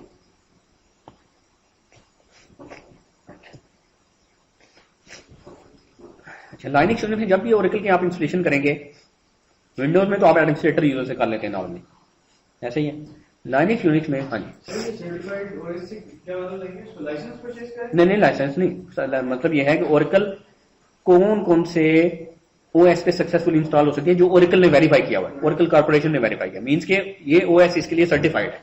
सर्टिफाइड का मतलब है ओरेकल ने अपनी तरफ से इस पे टेस्टिंग की हुई है और उसके ओरेकल उस ओएस पे अगर इंस्टॉलेशन में कोई इशू आता है तो सपोर्ट देता है, ठीक है, यानी कि वो सर्टिफाइड, उसको कहते हैं सर्टिफाइड ओएस है। मतलब विंडोज 7 को कहेंगे इसको ना करो तो हाँ ना करें हाँ, प्रोडक्शन में यूज ना करें। अगर ओरेकल कहता है यार विंडोज 7 नहीं होनी चाहिए वो, या वो वो उसमें नहीं है, मीन्स कि ये कंपैटिबल है, वो सर्टिफिकेशन मैट्रिक्स को ये कहें कंपैटिबिलिटी मैट्रिक्स कह लें, ठीक है, कि कौन सा ओएस ओरेकल की कौन सी रिलीज कौन से ओएस के ऊपर कंपैटिबल है, वो कंपैटिबिलिटी चेक करते हैं ना, तो इसको कंपैटिबिलिटी मैट्रिक्स कह लिया। ओरेकल एक्चुअली क्या करता है, इन सारे ओएस पे इंस्टॉल करके चेक करता है और फिर अपनी एक मैट्रिक्स में आता है यार ये ओएस है, इनमें से किसी ओएस पे आप ओरेकल इंस्टॉल कर सकते हैं। इसके अलावा अदर देन उस लिस्ट के अलावा किसी पे इंस्टॉल करेंगे, इंस्टॉल हो सकता है हो जाए, लेकिन बाद में आपसे हो सकता है प्लीज किसी इशू आए आपको, ठीक है। अच्छा, प्रिपेयरिंग द ऑपरेटिंग सिस्टम, जब आप लाइनक्स यूनिक्स टाइप ओएस पे इंस्टॉलेशन करते हैं तो आप रूट यूजर से इंस्टॉलेशन नहीं करते। Root is the most powerful user in Linux Unix, ठीक है, जैसे विंडोज में एडमिनिस्ट्रेटर है, लाइनक्स में यूनिक्स में रूट के नाम से यूजर है। रूट से आप नहीं करते इंस्टॉलेशन, कर भी नहीं सकते, एरर दे देता है। आपको एक कस्टम यूजर खुद अपना क्रिएट करना पड़ता है, उसके कुछ ग्रुप्स क्रिएट करने पड़ते हैं और उस यूजर से लॉगिन होकर आप क्रिएट करते हैं, ओरेकल का सॉफ्टवेयर इंस्टॉल करते हैं, ठीक है। और वो आपका जो यूजर है वो आपका ओरेकल के सॉफ्टवेयर का और डेटाबेस का ओनर कहलाता है। नॉर्मली जिस मर्जी नाम से यूजर क्रिएट कर लें, नॉर्मली हम ओरेकल के नाम से यूजर क्रिएट करते हैं या ओरा प्रोड के नाम से क्रिएट करते हैं या ओरा टेस्ट के नाम से करते हैं या जो जिस मर्जी नाम से क्रिएट करते हैं, लेकिन जो कन्वेंशन फॉलो की जाती है वो ओरेकल के नाम से। एक तो वो एक यूजर क्रिएट करना होता है, उसके कुछ ग्रुप्स क्रिएट करने पड़ते हैं, उस ग्रुप का पार्ट बनाना पड़ता है उसको। वो जो ग्रुप्स हैं, जैसे एक हम इंस्टॉल करते हैं, वो इंस्टॉल के नाम से ग्रुप क्रिएट करते हैं, फिर हम डीबीए के नाम से ग्रुप क्रिएट करते हैं, फिर अगर हम एएसएम इंस्टॉल करें तो ऑपर के नाम से, एएसएम डीबीए के नाम से, एएसएम ओपर के नाम से, एएसएम एडमिन के नाम से, ये हम सारे ग्रुप्स क्रिएट करते हैं। यूजर जो है वो नॉर्मली ओरेकल के नाम से होता है, आप जिस मर्जी नाम से कर लें, ग्रुप्स भी जिस मर्जी नाम से कर लें, लेकिन ये बेस्ट प्रैक्टिसेस हैं, ठीक है, बेस्ट प्रैक्टिसेस हैं एंड रिकमेंडेशन हैं, तो हम बेस्ट प्रैक्टिसेस को ही फॉलो करते हैं। फायदा क्या होगा इससे, आप किसी भी इन्वायरमेंट में जाएंगे, अगर आपने बेस्ट प्रैक्टिसेस या स्टैंडर्ड्स फॉलो किए हुए हैं तो आपको टेक ओवर करने में, किसी भी सिस्टम को समझने में आसानी होगी। या आप जब एक जगह से दूसरी जगह जाएंगे तो आपके लिए की जगह जो आएगा, जो टेक ओवर करेगा, उसके लिए समझने में आसानी होगी। तो स्टैंडर्ड्स को फॉलो करना चाहिए।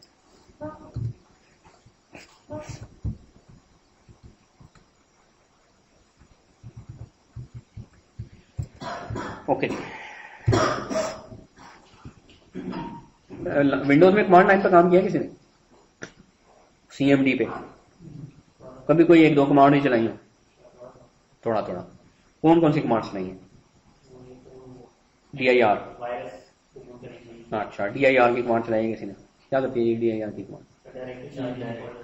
DIR चेंज डायरेक्टरी नहीं करती है, list of file and folders दिखाती है करंट डायरेक्टरी में। MD क्या करती है?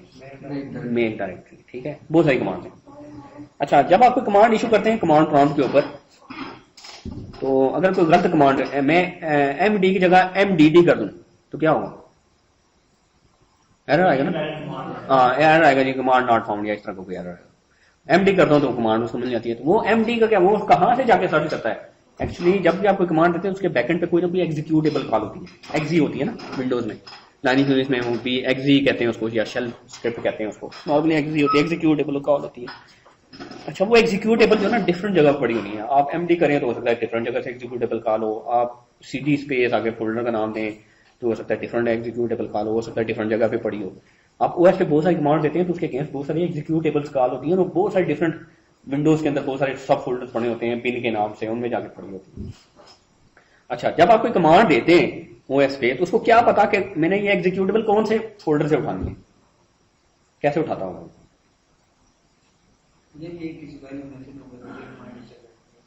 हाँ, वो फाइल नहीं होती, वो इन्वायरमेंट वेरिएबल कहलाता है। आपके OS में ना इन्वायरमेंट वेरिएबल्स होते हैं।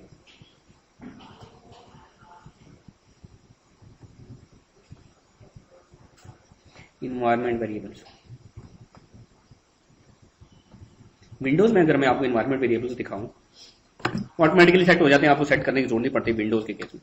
लाइनक्स यूनिक्स में आप क्या करते हैं जी, हाँ जी, माय कंप्यूटर पे अगर आप राइट क्लिक करें और प्रॉपर्टीज लें,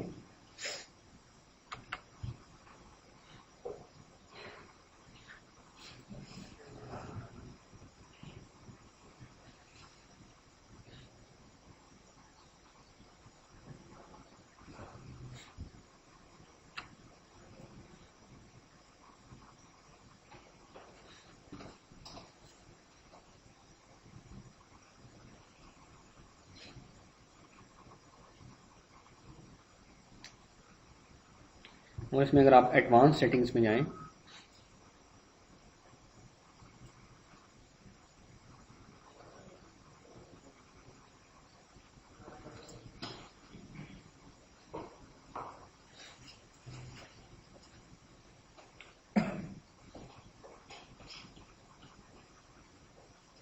और इसमें आप जाएं जी नीचे एनवायरनमेंट, ये जी इन्वायरमेंट वेरिएबल्स, ये आपके साथ देखिए पाथ का इन्वायरमेंट वेरिएबल है। ये जो पाथ का इन्वायरमेंट वेरिएबल है ना, इसमें सारे पाथ सेट हुए होते हैं एग्जीक्यूटेबल्स के। आप कोई भी कमांड देते हैं ना, तो सबसे पहले पाथ के इन्वायरमेंट वेरिएबल में, लेट से आपने पाथ के इन्वायरमेंट वेरिएबल में ना 5 पाथ दिए हुए हैं, एक पाथ के नाम से इन्वायरमेंट वेरिएबल है, उसमें आपने पाथ दिया हुआ जी पाथ नंबर 1, फिर कॉलम देके पाथ नंबर सेमी कॉलम देके पाथ नंबर 2, फिर सेमी कॉलम देके, लेट से ये सी में कोई डायरेक्टरी है, फिर ये डी में कोई डायरेक्टरी है, ई में कोई डायरेक्टरी है, यहाँ सी में बहुत सारी डायरेक्टरीज हैं, आपने बहुत सारे पाथ दिए हुए इसमें। अब जब भी कोई ओएस पे कमांड लाइन में जाके कमांड देंगे ना, वो इस पाथ के इन्वायरमेंट वेरिएबल में 1 बाय 1 डायरेक्टरीज में उस कमांड की एग्जीक्यूटेबल चेक करेगा। पहली डायरेक्टरी में चेक करेगा, नहीं मिलेगा दूसरी डायरेक्टरी में चेक करेगा, नहीं मिलेगा तीसरी डायरेक्टरी में चेक करेगा, जिस डायरेक्टरी में मिल जाएगा वो उसके एग्जीक्यूटेबल को कॉल करेगा और एग्जीक्यूट कर देगा। नहीं मिलेगा सारे पाथ्स के अंदर तो एरर देके बाहर आ जाएगा कि ये कमांड नहीं मिली। ठीक है, तो विंडोज के केस में तो ये इन्वायरमेंट वेरिएबल ऑटोमेटिकली सेट हो जाते हैं इस तरीके से। लाइनक्स यूनिक्स के केस में आपको इन्वायरमेंट वेरिएबल सेट करने पड़ते हैं। ओएस के इन्वायरमेंट वेरिएबल तो सेट हुए होते हैं, लेकिन आपको जो इन्वायरमेंट वेरिएबल्स हैं ओरेकल से रिलेटेड वो या कोई भी अपना कस्टम सॉफ्टवेयर इंस्टॉल करते हैं, उसके इन्वायरमेंट वेरिएबल आपको सेट करने पड़ते हैं बहुत सारे। ठीक है, जैसे ये विंडोज में भी होंगे, लेकिन ये विंडोज में ऑटोमेटिकली सेट हो जाते हैं। ओरेकल बेस है, द बेस लोकेशन जहां पे आप ओरेकल का सॉफ्टवेयर इंस्टॉल करते हैं, थोड़ी देर में डिस्कस करते हैं ओरेकल बेस क्या होता है। Oracle home, the actual location, base के अंडर आपका एक या एक से ज्यादा होम हो सकते हैं। Oracle home is the folder where your Oracle software is extracted and installed. ठीक है, यहाँ पे उसको एक्सट्रैक्ट करके इंस्टॉल किया गया, ओरेकल होम कहलाता है।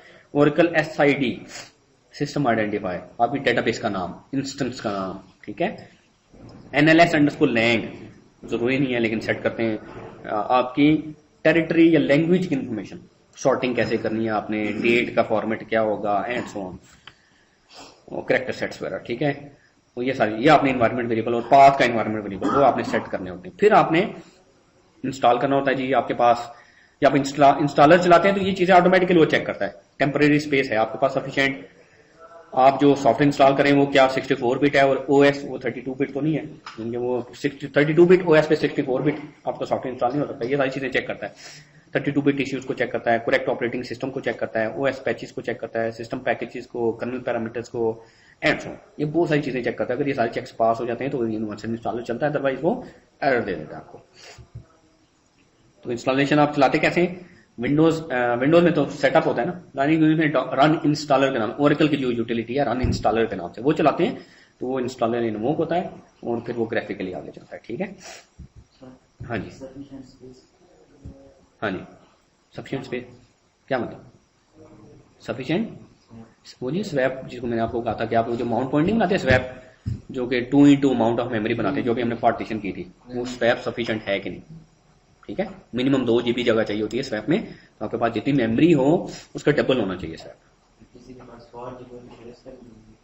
हाँ, मेमोरी अगर 4 GB है तो स्वैप डबल होना चाहिए, ये तो एक रूल है। ठीक है, अच्छा जी, एक दफा मैं इंस्टॉलेशन को देख लेते हैं जी और फिर आगे चलते हैं। सर ज्यादा मेमोरी के केस में नहीं, देखिए एक हाथ से ज्यादा हो गया तो फिर हम 32 GB मेमोरी है तो जरूरी है 64 GB हो। ठीक है, जरूरी नहीं है, लेकिन नॉर्मली हम यही करते हैं, हम डबल ही रख देते हैं। आसान है। ओएस इंस्टॉल हो गया, रिबूट करते हैं इसको, कॉन्फ़िगरेशन करते हैं, फिर ओरेकल के इंस्टॉलेशन पे आ जाते हैं। कुछ चीजें में हमने प्री रिक्विजिट्स देख लिए हैं, अब एक्चुअली लाइनिक्स के हवाले से प्री रिक्विजिट्स आपको बताऊंगा और फिर हम इंस्टॉलेशन स्टार्ट कर देंगे। सर सेंटोस सपोर्टेड है इससे और जी supported है।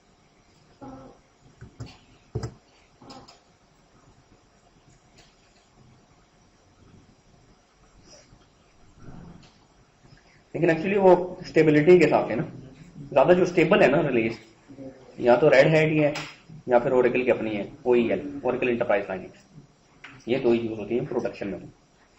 सोलारिस भी नहीं है? सोलारिस तो बहुत ज्यादा होता है। सोलारिस तो देखिए दो तरह के आपके ना ऑपरेटिंग सिस्टम होते हैं, एक होते हैं रिस्क बेस्ड और एक होते हैं सिस्क बेस्ड। ठीक है, जो सोलारिस है ना वो रिस्क बेस्ड में आ जाती है, और उसके लिए हार्डवेयर भी सोलारिस के लिए जो ना सोलारिस फॉर इंटेल भी है और सोलारिस फॉर रिस्क आर्किटेक्चर भी है। तो ये जो आपकी लाइनिक्स है ये नॉर्मली आपके ये इंटेल के प्लेटफॉर्म पे हो जाती है, ये लिटिल इंडियन कहलाता है आपका ये प्लेटफॉर्म। और जो स्पेशल आपका हार्डवेयर होता है ना, जैसे सन के सर्वर है अपने, वो हाँ वो सन के सर्वर, उनमें सन के सर्वर पे हो ही सिर्फ सोलारिस सकती है, वो तो हाईली रिकमेंडेड है। लेकिन वो आपका ऐसा हार्डवेयर जो कि वो फुल, हम अभी बल्कि सन पे ही गए हैं, हम पहले थे 9i में HP यूनिक्स पे, यूनिक्स की जो हमारे पास रिलीज चली थी वो HP यूनिक्स थी। अभी हम गए हैं सोलारिस 10 पे, तो उसके लिए हार्डवेयर भी हमने ओरेकल का लिया है, ओरेकल T4 सर्वर्स लिए हैं, सन के T4 सर्वर्स लिए और उसके ऊपर सोलारिस 10 पे किए। तो ये आपके यूनिक्स टाइप का कोई भी ऑपरेटिंग सिस्टम है, चाहे वो लाइनिक्स है, चाहे वो यूनिक्स है, चाहे वो HP यूनिक्स है, चाहे वो सोलारिस है, चाहे वो AIX है, सब पे इन्वायरमेंट वेरिएबल आपको सेट करना पड़ता है। अदर देन विंडो की बात अदर देन विंडो की बात करें, आप अपनी इन्वायरमेंट में कौन सा OS यूज करें? सोलारिस रिलीज 9 और 10 बहुत सोलारिस फॉर इंटेल है या सोलारिस फॉर स्पार्क है? स्पार्क सर्वर है। वैसे दोनों है लेकिन हम स्पार्क में। ओके,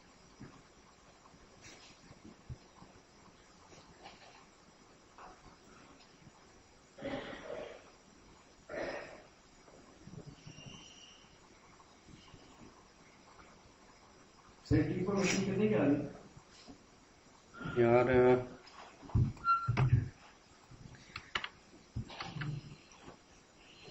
अच्छा, जब आप लाइनिक्स इंस्टॉलेशन कर लेंगे, रीबूट हो गई मशीन, तो ये कुछ वो चीज़ें आपसे, लाइसेंस एग्रीमेंट है वो आपने एक्सेप्ट करना है। देन वो जी फायरवॉल आपने डिसेबल रखनी है, ठीक है, अदरवाइज ओरेकल की बहुत सारी चीज़ें नहीं चलेंगी। डिसेबल करें, बाद में आप वो चीज़ें इनेबल करके फायरवॉल पे जाके इनेबल कर दें। नेक्स्ट करते हैं, SC लाइनिक्स आपने डिसेबल रखना है। ये लाइनिक्स 4 ऑनवर्ड आया था, सिक्योरिटी इनहांस लाइनिक्स, ये फाइल लेवल पे ना परमिशन देता है, तो इसको भी आपने डिसेबल रखना है, अदरवाइज आपकी इंस्टॉलेशन ही नहीं चलेगी। क्या रीजन होती है इसको डिसेबल करने की? देखिए ये क्या करता है, अगर अदरवाइज ना एक होती है लाइनिक्स में कंटेक्स्ट सिक्योरिटी का, शायद आपने नाम या देखा हो या पढ़ा हो उसके बारे में। कंटेक्स्ट सिक्योरिटी क्या होती है कि हर फाइल लेवल पे आप ना जाके पर्टिकुलर यूजर और ग्रुप को सिक्योरिटी देते हैं, ठीक है। तो जब वो एक्सप्लिसिटली असाइन करनी पड़ती है, बाय डिफॉल्ट वो यूजर को नहीं मिलती। तो अब कंटेक्स्ट लेवल सिक्योरिटी अगर किसी फाइल के ऊपर नहीं है तो एरर आ जाता है। तो लाइनिक्स में आप ओरेकल के जब सॉफ्टवेयर इंस्टॉल करते हैं तो बहुत सारी फाइल्स के ऊपर आपको इन्फॉर्मेशन है वो चाहिए होती है, राइट चाहिए होती है, तो वो अगर आप ये इनेबल करेंगे तो हर फाइल पे जाके देने पड़ेंगे, ठीक है। वो आप शुरू में क्या करें, इसको डिसेबल करें, बाद में वो सारे इश्यूज फिक्स करके फिर आप इसको इनेबल करना। फॉरवर्ड करते हैं जी, डेट एंड टाइम आप देख लें, उसको सेट करना है और फिर रजिस्टर करना है जी। हमने रजिस्टर नहीं करते, no thanks, contact later, finish updates. Next करते हैं यूजर क्रिएशन, यहाँ पे आपने कोई यूजर क्रिएट नहीं करना, फॉरवर्ड करते हैं और जस्ट कंटिन्यू करते हैं। यूजर हम बाद में मैनुअली क्रिएट करेंगे, फॉरवर्ड करते हैं एंड फिनिश करते हैं। तो ये एक बार फिर रीबूट होगा और अब आपकी इंस्टॉलेशन कंप्लीट हो गया। मीनवाइल ये रीबूट होता है, हम डिस्कस कर लेते हैं कि आप इसके ऊपर ओरेकल इंस्टॉल करेंगे। जब ओरेकल का सॉफ्टवेयर आप लाइनिक्स के ऊपर इंस्टॉल करेंगे तो उसके कुछ प्री रिक्विजिट्स हैं। हम इंस्टॉल करने जा रहे हैं ओरेकल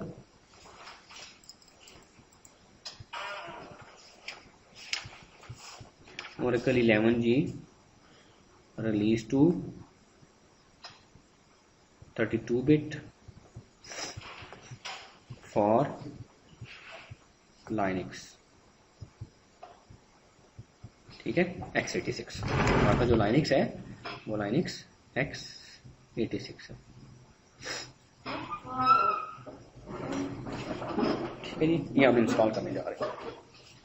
उसके कुछ स्टेप्स हैं इंस्टॉल करने के, हर ओएस पे ऐसे ही होंगे, चाहे वो यूनिक्स है, चाहे वो एचपी यूनिक्स है, चाहे वो सोलारिस है, चाहे वो AIX है, सब पे इंस्टॉलेशन के स्टेप्स प्री रेक्विजिट एक ही तरह के होंगे, लेकिन उसमें फाइल्स डिफरेंट होंगी, पैरामीटर्स डिफरेंट होंगे, लेकिन होंगे इसी तरीके से। फॉर एग्जांपल क्या प्री रेक्विजिट्स हैं जी? सबसे पहले तो ये कि आपके पास ओएस पे रिक्वायर्ड सॉफ्टवेयर इंस्टॉल हो, जिसको पैकेजेस कहते हैं, रिक्वायर्ड ओएस पैचेस या पैकेजेस, ठीक है। रिक्वायर्ड ओएस पैकेजेस इंस्टॉल होने चाहिए। लाइनक्स के केस में वो आरपीएम्स कहलाते हैं, सोलारिस के केस में वो पैकेजेस कहलाते हैं, यूनिक्स के केस में भी वो पैकेजेस कहलाते हैं, लाइनक्स के केस में वो आरपीएम्स कहलाते हैं। तो रिक्वायर्ड ओएस आरपीएम्स कह लें या पैकेजेस कह लें, वो देखते हैं वो क्या है। लाइनक्स जो ओरेकल जो डेवलपमेंट है ना, वो बहुत सारे डिफरेंट वो सी में या डिफरेंट कंपाइलर्स हैं, तो वो कंपाइलर्स आपके ओएस के ऊपर एग्जिस्ट करने चाहिए लाइनक्स यूनिक्स के केस में। तो आरपीएम लाइनक्स के केस में वो आरपीएम्स के फॉर्म में होते हैं हमारे पास, वो आरपीएम आप इंस्टॉल करते हैं। और कोई आरपीएम्स याद रखना जरूरी नहीं है कि यार ये लाइनक्स 5 पे हमने ये 20 आरपीएम इंस्टॉल करें, तो एक टीपीओ को पता होना चाहिए कि यार कोई शक पता होना चाहिए। लेकिन जब भी आप इंस्टॉलेशन करें एक चीज याद रखिएगा, हमेशा कोई डॉक्यूमेंट फॉलो करें, ओरेकल के प्रोवाइडेड डॉक्यूमेंट्स हैं उनको फॉलो करना चाहिए। जरूरी नहीं है कि आप 20 दफा इंस्टॉलेशन करें तो जुबानी भी याद हो जाए आपको, ऐसी चीजें जुबानी याद करने को कोई फायदा नहीं है, ठीक है। क्योंकि इंस्टॉलेशन आप क्या बहुत रेगुलरली नहीं कर रहे होते, एक दफा इंस्टॉलेशन की फिर नई कोई मशीन आएगी तो फिर इंस्टॉलेशन करेंगे, तो डिपेंड करता है। तो इंस्टॉलेशन में जरूरी नहीं है कि हर चीज आपको जुबानी पता हो जी, ये चीजें मुझे पता है। आप हमेशा एक चेकलिस्ट बनाते हैं, अपना इंस्टॉलेशन का डॉक्यूमेंट बना लें या पहले से बने बनाए डॉक्यूमेंट को उठाएं, उसको फॉलो करें, उसको अपने हिसाब से मॉडिफाई करें और वो यूज करें, ताकि वो चेकलिस्ट बनाएं, ये हमने कर लिया, ये कर लिया, ये कर लिया, ताकि बाद में इंस्टॉलेशन के दौरान आपको इश्यूज ना आए। ये बहुत जरूरी होता है। आपको ये कुछ चीजें ऐसी होती हैं जैसे आरपीएम्स, कौन कौन से आरपीएम्स हैं, अगर कोई मुझसे पूछे तो मुझे नहीं याद होगा। क्यों नहीं याद होगा? कि ये ऐसी चीजें नहीं है जिसके ऊपर आप अपना टाइम वेस्ट करें। आप डेटाबेस इंस्टेड इस तरफ आप देखें, डेटाबेस आपको ज्यादा डिटेल से देखना चाहिए। तो ये तो आपको डॉक्यूमेंट मिल जाएगा, उस डॉक्यूमेंट के अंदर वो सारी चीजें रिक्वायर्ड आरपीएम देखें, पैकेजेस देखें, वो इंस्टॉल करा लें या कर लें, ठीक है। तो ये चीजें जुबानी याद रखना जरूरी है कि यार ये आरपीएम आपको चाहिए, क्योंकि हर रिलीज के साथ वो चेंज हो जाएंगे। आपकी लाइनक्स नई रिलीज आएगी, ओरेकल की नई रिलीज आएगी, वो आरपीएम्स की लिस्ट चेंज हो जाएंगी, ठीक है। वो आपके लिए याद रखना वो पॉसिबल भी है। सर बस ये देखिए कि लाइनक्स का कौन सा वर्जन इंस्टॉल किए और ओरेकल का कौन सा करने जा रहे हैं, बिल्कुल उन दोनों को देखने के बीच काफी। यस, दैट्स इट, ठीक है। तो फिर उसके बाद यह है आपके पास लाइनक्स यूनिक्स के केस में कुछ होते हैं kernel parameters, OS kernel parameters.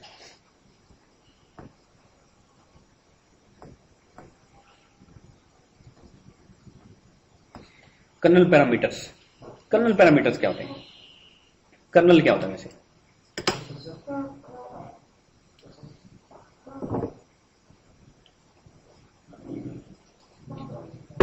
क्या होता है जी कर्नल? कौन सा? ओएस का वो कोर जो मिनिमम जो कि रन हो रहा होता है वो कर्नल कहलाता है। वो हार्डवेयर से इंटरेक्ट करता है और फिर वो मिनिमम जो हार्डवेयर का जो ओएस का कोड रन हो रहा होता है ना, मशीन जब ओएस चलता है, ऑन होता है, मशीन बूट होती है, ओएस बूट होता है, तो मिनिमम ओएस का जो कोड रन हो रहा होता है, जिसका काम है आपके हार्डवेयर से इंटरेक्शन करना, यूजर से इनपुट लेना, हार्डवेयर से इंटरेक्शन करना और यूजर का आउटपुट देना, वो कर्नल में सारी चीजें कर्नल में बिल्ड होती है। तो लाइनक्स यूनिक्स में ये होता है कि कर्नल में जो ना वो लगी होती है, लिमिटेशंस लगी होती हैं। फॉर एग्जांपल एक वक्त में एक यूजर ओएस पे लॉगिन होकर कितनी at a time files open कर सकता है, कितनी अमाउंट ऑफ मेमोरी यूज कर सकता है और कितनी फाइल्स को रीड राइट कर सकता है, कितने प्रोसेसेस इन्वोक कर सकता है। ये बहुत सारे लाइनक्स के अंदर या यूनिक्स के अंदर ये सारी चीजें रिस्ट्रिक्टेड होती हैं। फॉर एग्जांपल एक ओएस प्रोसेस को मैक्सिमम जो मेमोरी चंक्स में मिलेगी वो 64 MB से ज्यादा मेमोरी नहीं मिलती है, एंड सो ऑन, इस तरह की बहुत सारी चीजें।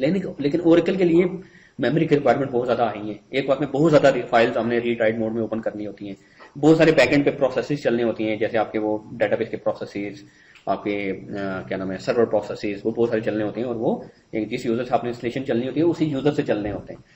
तो आपने कर्नल पैरामीटर्स में वो सारी जो लिमिटेशंस हैं उनको इनहांस करना होता है। फॉर एग्जांपल आपका जो ओरेकल का एसजी है वो नॉर्मली क्या होता है, जीबीज में होता है। फॉर एग्जांपल आपके पास सिस्टम में 32 GB मेमोरी है, तो आप चाहेंगे कि आपके जो एसजीए का साइज हो वो 16 जीबी हो या 20 जीबी हो, ताकि आप वो मैक्सिमम यूटिलाइज कर सकें परफॉर्मेंस को मशीन की।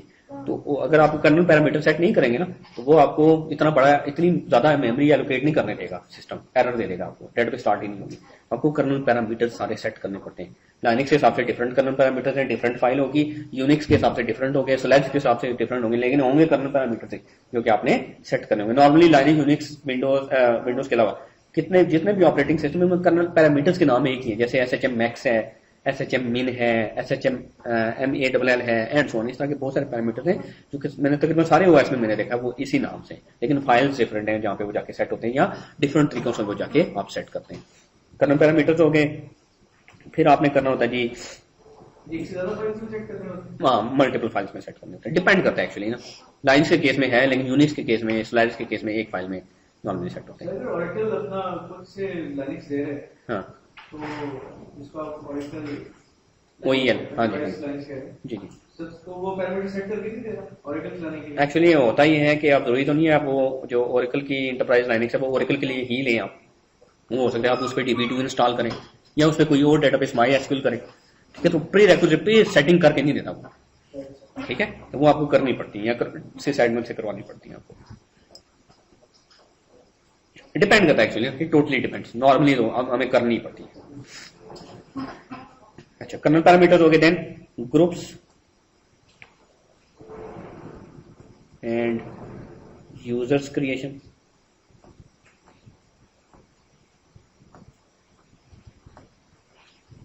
ये हमें करना ही पड़ते हैं, हर विंडोज के अलावा हर OS में ये करना पड़ता है आपको।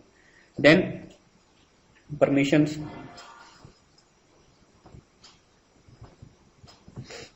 टू OS यूजर, जो भी हमने क्रिएट किया, ये जिसमें हमने थर्ड नंबर पे हम जो बात करें ग्रुप एंड यूजर क्रिएशन में, जो यूजर क्रिएट करेंगे उस यूजर को OS पे अगर कोई परमिशन देनी है तो वो हमने देनी है।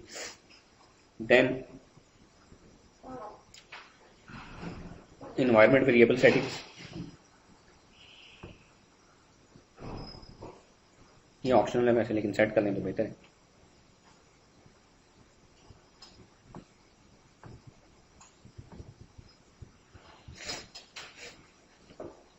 देन है जी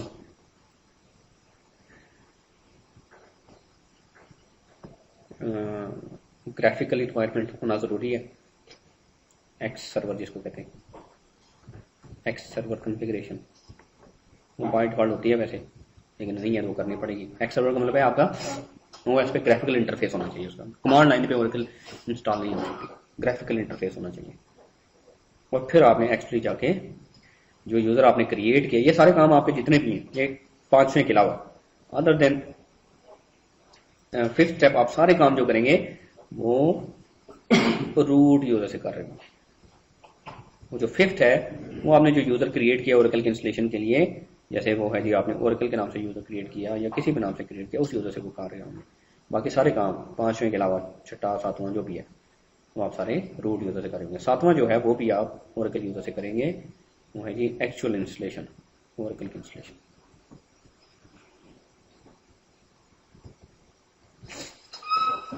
ठीक है जी, ओवरव्यू समझ आ गया। ये स्टेप्स हमने जो परफॉर्म करने। तो OS के पैकेजेस आपको कहां से मिलेंगे? OS की DVD में, लाइन्स के केस में DVD में सारे मिल जाएंगे आपको, तो थर्ड पार्टी आपको डाउनलोड नहीं करने पड़ेंगे। यूनिक्स के केस में भी ऐसे ही है, सोलारिस के केस में भी ऐसे ही है। मैं आपको जस्ट लिस्ट शेयर कर देता हूं, फिर इंस्टॉलेशन करते हैं।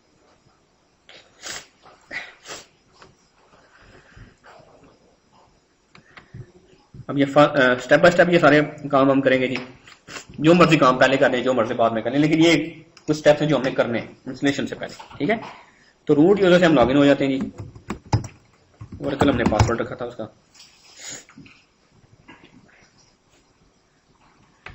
लाइनक्स यूजर में ज्यादा काम जो है ना टर्मिनल पे होता है, कमांड लाइन पे, ठीक है। तो राइट क्लिक अगर लाइनक्स पे करें डेस्कटॉप पे, तो आपके पास एक ऑप्शन आएगा ओपन टर्मिनल। तो लाइनक्स में कमांड है df-ht, स्पेस। हाँ जी, वो आपको पार्टीशंस दिखाता है। ये रूट माउंट पॉइंट एक्चुअली, या पार्टीशंस, ये रूट माउंट पॉइंट है। इस पे जो पार्टीशन हमने बनाई थी dev SDA2, उसका ये साइज था, इतनी यूज्ड है, इतनी अवेलेबल है, इतनी % है, और ये आपको सारे माउंट पॉइंट एंड सो सारे दिखा रहा है, ठीक है।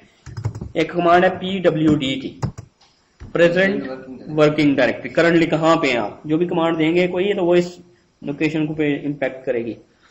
ठीक है, इसके अलावा mkdir की कमांड है, मेक डायरेक्टरी, आगे डायरेक्टरी का नाम दे दें तो वो डायरेक्टरी क्रिएट करेगा। ठीक है, एंड सो ऑन। अच्छा, इसके अलावा एक कमांड है ग्रुप ऐड की, ग्रुप ऐड और आगे ग्रुप का नाम, ये क्या करेगा, ग्रुप ऐड करेगा। एक और ग्रुप ऐड करते हैं,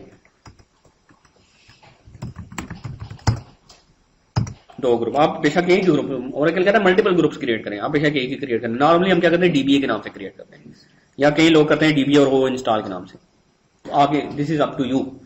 अच्छा, ग्रुप हमने क्रिएट कर लिया, 2 ग्रुप्स हमने क्रिएट किए, एक और भी कर लेते हैं ताकि आपको आइडिया हो जाए, हम डिटेल से डिस्कस करेंगे। 3 ग्रुप्स हमने क्रिएट कर लिए। अब हम एक यूजर क्रिएट करते हैं, तो यूजर ऐड की कमांड है, माइनस स्मॉल जी देते हैं, उसका ग्रुप कौन सा होगा, माइनस कैपिटल जी देते हैं, स्मॉल जी में हमको क्योंकि वो इंस्टॉल किया तो हम प्राइमरी ग्रुप वो इंस्टॉल है, माइनस कैपिटल जी डीबीए है और ऑपर है और यूजर का नाम है। तो ये क्या करेगा, एक यूजर के मल्टीपल ग्रुप्स हो सकते हैं, लाइनक्स यूनिक्स में एक यूजर के मल्टीपल ग्रुप्स हो सकते हैं। ग्रुप्स का फायदा वैसे क्या होता है, आप ग्रुप को परमिशन देते हैं ना, तो उस ग्रुप में जितने यूजर होते हैं सबको परमिशन मिल जाती है। ठीक है, ये एडवांटेज होता है परमिशन मैनेज, या वो जिसको करें प्रिविलेज मैनेजमेंट आसान हो जाती है, चाहे वो ओएस है चाहे वो डेटाबेस है, उस लेवल पे। तो ग्रुप ऑफ यूजर्स पे आप एक ही तरह के रिस्ट्रिक्शन लगा सकते हैं एंड सो ऑन। तो यूजर ऐड माइनस जी, माइनस स्मॉल जी देंगे तो उसके बाद किसी एक ग्रुप का नाम देते हैं। नॉर्मली अगर आप ओ इंस्टॉल ग्रुप आपने क्रिएट किया हुआ है तो ओ इंस्टॉल के नाम से ग्रुप होगा। माइनस स्मॉल जी क्या रिप्रेजेंट करता है, द प्राइमरी ग्रुप रिप्रेजेंट करता है कि इस यूजर का प्राइमरी ग्रुप क्या होगा। और माइनस कैपिटल जी से आप सेकेंडरी ग्रुप बता सकते हैं, और सेकेंडरी ग्रुप एक से ज्यादा हो सकते हैं, लेकिन प्राइमरी ग्रुप एक ही हो सकता है। ठीक है, और आगे यूजर का नाम बताते हैं। तो ये एक यूजर क्रिएट हो रहा है ओरेकल के नाम से, इसके 3 ग्रुप्स हैं, ओ इंस्टॉल, डीबी और ऊपर इन तीनों ग्रुप्स का ये मेंबर है। हम 3 ग्रुप्स क्यों क्रिएट किए, जब ओरेकल का सॉफ्टवेयर इंस्टॉल कर रहा हूँ ना वहां पे आपको बताऊंगा। तो 3 ग्रुप्स का ये पार्ट है, ओ इंस्टॉल इसका प्राइमरी ग्रुप है, डीबी और ऑपर उसके सेकेंडरी ग्रुप्स है। ठीक है जी, अब इस यूजर का पासवर्ड सेट करते हैं, PASSWD और आगे यूजर का नाम, पासवर्ड मांगेगा तो पासवर्ड हमने ओरेकल दे दिया एंड पे। ये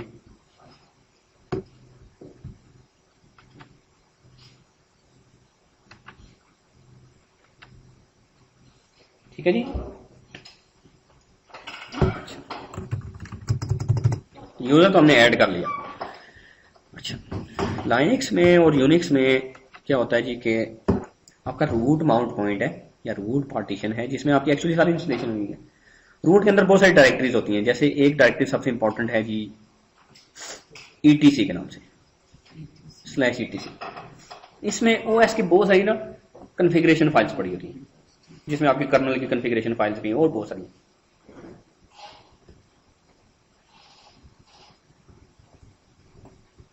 बहुत इंपॉर्टेंट डायरेक्टरी है। फिर एक डायरेक्टरी होती है जी डेव के नाम से, जो भी हमने थोड़ी देर पहले पढ़ी थी, डिवाइसेस की इंफॉर्मेशन इसमें होती है, आपकी IO डिवाइसेस जितनी भी हैं। फिर एक डायरेक्टरी होती है जी SBIN के नाम से, USR के नाम से, यूजर रिलेटेड जितने भी एग्जीक्यूटेबल्स हैं वो इसमें आप रखते हैं, पड़ी होती है। फिर इसके अलावा एक डायरेक्टरी होती है होम के नाम से, होम के नाम से। अब जब भी कोई यूजर क्रिएट करते हैं, होम डायरेक्टरी के अंदर उसके नाम का एक फोल्डर बन जाता है। जैसे आपने एक यूजर क्रिएट किया, अभी हमने यूजर क्रिएट किया था ओरेकल के नाम से, तो होम के अंदर एक फोल्डर बन गया होगा ओरेकल के नाम से। उसका पूरा पाथ क्या होगा, पाथ होगा जी /home/ओरेकल, ये पूरा पाथ होगा। ठीक है, इसी तरीके से आपने एक यूजर क्रिएट किया टेस्ट के नाम से, तो होम के अंदर एक और फोल्डर बन जाएगा टेस्ट के नाम से। उसका पूरा पाथ क्या होगा, /home/test। नॉर्मली बाय डिफॉल्ट ये होता है कि जब भी कोई यूजर क्रिएट करते हैं उस यूजर का होम फोल्डर बन जाता है होम के अंदर जाके। लेकिन आप ये फोल्डर चेंज भी कर सकते हैं, -D का ऑप्शन होता है यूजर क्रिएशन के वक्त। मैं इसका यानी कि मैं चाहता हूं कि यूजर के जो होम फोल्डर है वो इधर ना जाके बने, किसी और आपकी स्पेसिफाइड लोकेशन पे बनेगा, वहां पे होम फोल्डर बन जाएगा उसको। अदरवाइज अगर आप ये -D का ऑप्शन स्पेसिफाई नहीं करते तो बाय डिफॉल्ट जो होम फोल्डर है वो रूट के अंदर होम के नाम से जो फोल्डर है उसके अंदर जाके फोल्डर बन जाता है, वो उस यूजर का होम फोल्डर कहलाता है। अब जब ये यूजर ओरेकल या टेस्ट लॉगिन होगा ना, तो वो जाके अपने होम फोल्डर में जाके लैंड करेंगे, /home/ओरेकल। तो एक जो यूजर होगा लाइनक्स में, उसको अपने होम फोल्डर पे फुल राइट्स होंगे। वो अपने होम फोल्डर के अंदर नई फाइल्स क्रिएट कर सकता है, नए फोल्डर्स क्रिएट कर सकता है, फोल्डर्स को रिमूव कर सकता है, फाइल्स को एडिट कर सकता है, एंड सो ऑन, ये सारे काम कर सकता है, ठीक है। लेकिन other than his own home folder, वो किसी और लोकेशन पे रीड तो हो सकता है, कर सके, लेकिन राइट, मॉडिफाई या डिलीट कुछ भी नहीं कर सके, ठीक है। फॉर एग्जाम्पल देखते हैं जरा, ओरेकल यूजर से लॉगिन होते हैं। लाइनक्स यूजर में एक ऑप्शन ये है कि एक तो तरीका ये, मैं ग्राफिकली लॉगिन किस यूजर से हूँ, रूट यूजर से, ठीक है। आपके पास है ना, हाँ, हूँ एम आई, ये लिखने तो आपको बताता है यूजर कौन सा है। वैसे शुरू में ये लिखा हुआ आ भी रहा होता है, यूजर का नाम @ आपकी मशीन का नाम, ठीक है। तो ये टिल्ड साइन का मतलब है आप अपने होम फोल्डर में इस वक्त। तो SU की कमांड है, SU स्पेस और आगे यूजर का नाम दे दें, माइनस के साथ दें तो इन्वायरमेंट भी एग्जीक्यूट हो जाएगी। तो मैं ओरेकल यूजर से, मैं हूं तो ग्राफिकली रूट यूजर से लॉगिन, मैंने स्विच करके ओरेकल यूजर पे आ गया। PWD करके देखूंगा तो मैं कहां पे जाके आया हूं, अपने होम फोल्डर में। यहां पे मैं कोई फोल्डर क्रिएट करता हूं, mkdir टेस्ट ls-l या ll करें या ls करें तो आपको फाइल दिखाएगा। टेस्ट के नाम से उसने एक फोल्डर दिखाया आपको, cd टेस्ट करें, इसमें आपको फाइल क्रिएट करना चाहें, ठीक है। तो एक APC के नाम से उसने एम्प्टी फाइल क्रिएट कर दी है, एंड सो। ये देखिए सारा काम कर सकता है। df-h करें, ये मेरे पास एक पार्टीशन है user1 के नाम से, मैं इस पे चला जाता हूँ /u01, मैं यहाँ पे करता हूँ mkdir डाटा, एरर दे दिया उसने, एरर दिया, can not create directory data permission denied. एक यूजर को अपने होम फोल्डर के अलावा किसी दूसरी जगह राइट्स नहीं होते कुछ करने के, ठीक है। हमने user1 माउंट पॉइंट इसलिए बनाया हुआ है कि हमने यहाँ पे ओरेकल का सॉफ्टवेयर इंस्टॉल करना है। ओरेकल का सॉफ्टवेयर इंस्टॉल हमने किस यूजर से करना है, ओरेकल यूजर से करना है। तो हमें क्या करना पड़ेगा, user1 माउंट पॉइंट के ऊपर इस ओरेकल यूजर को परमिशन देनी पड़ेगी। अब लाइनक्स यूनिक्स में परमिशन देने के दो तरीके हैं। फॉर एग्जांपल मैं user1 पे जाता हूँ, ll करता हूँ, मैं एक फाइल फोल्डर क्रिएट करता हूँ, ll करता हूँ। जब आप कोई फोल्डर क्रिएट करते हैं किसी यूजर से, तो वो आपको दिखाता है जी कि ओनर इसका कौन है और ग्रुप कौन है। तो रूट इसका ओनर है और ग्रुप इसका कौन सा है, रूट है। और फिर ये शुरू में ये आपको कुछ बता रहा होता है परमिशन से रिलेटेड इन्फॉर्मेशन। जो पहली आपको बिट बता रहा होता है, ये बताता है कि ये क्या है, ये डी बता रहा है। डी का क्या मतलब है, दिस इज अ डायरेक्टरी। अगर ये फाइल होगी ना तो ये हाइफन आ रहा होगा सिंपली। फिर आगे ये रीड राइट एग्जीक्यूट, ये 3 परमिशन बता रहा है आपके ओनर की। फिर अगली 3 परमिशंस बता रहा है ग्रुप की। फिर अगली 3 परमिशंस बता रहा है अदर्स की, बाकी सारे डेटाबेस सिस्टम के जितने भी यूजर्स हैं। जैसे मैं जाता हूं, अब मैं ओरेकल यूजर से इस फोल्डर में जाता हूं, cd user1 में ऑलरेडी हूं, मैं टेस्ट के फोल्डर में जाता हूं। तो मैं user1 में टेस्ट के फोल्डर में हूं, मैं यहाँ पे कोई फोल्डर क्रिएट करना चाहता हूँ, एरर दे दिया उसने कि आप फोल्डर नहीं क्रिएट कर सकते। क्यों, रीड कर सकते हैं, आप राइट नहीं कर सकते। तो मैं क्या कर सकता हूँ, chmod की कमांड है और -R करें, रिकर्सिव करेगा, मीन्स कि वो पर्टिकुलर लोकेशन प्लस उसकी सब फाइल्स एंड फोल्डर सब के ऊपर ये परमिशन देगा रिकर्सिवली, -R, ठीक है। उसके बाद आप बताते हैं परमिशन क्या देनी है आपने।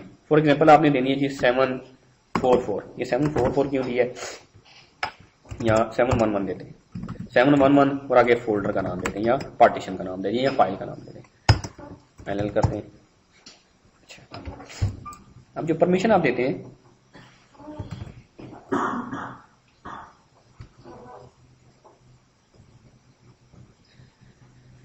वन 2 एंड 4 परमिशन दे सकते हैं। 1 होती है जी आपकी एग्जीक्यूटेबल के लिए, 2 होती है रीड के लिए, नहीं राइट के लिए, और 4 होती है रीड के लिए, ठीक है।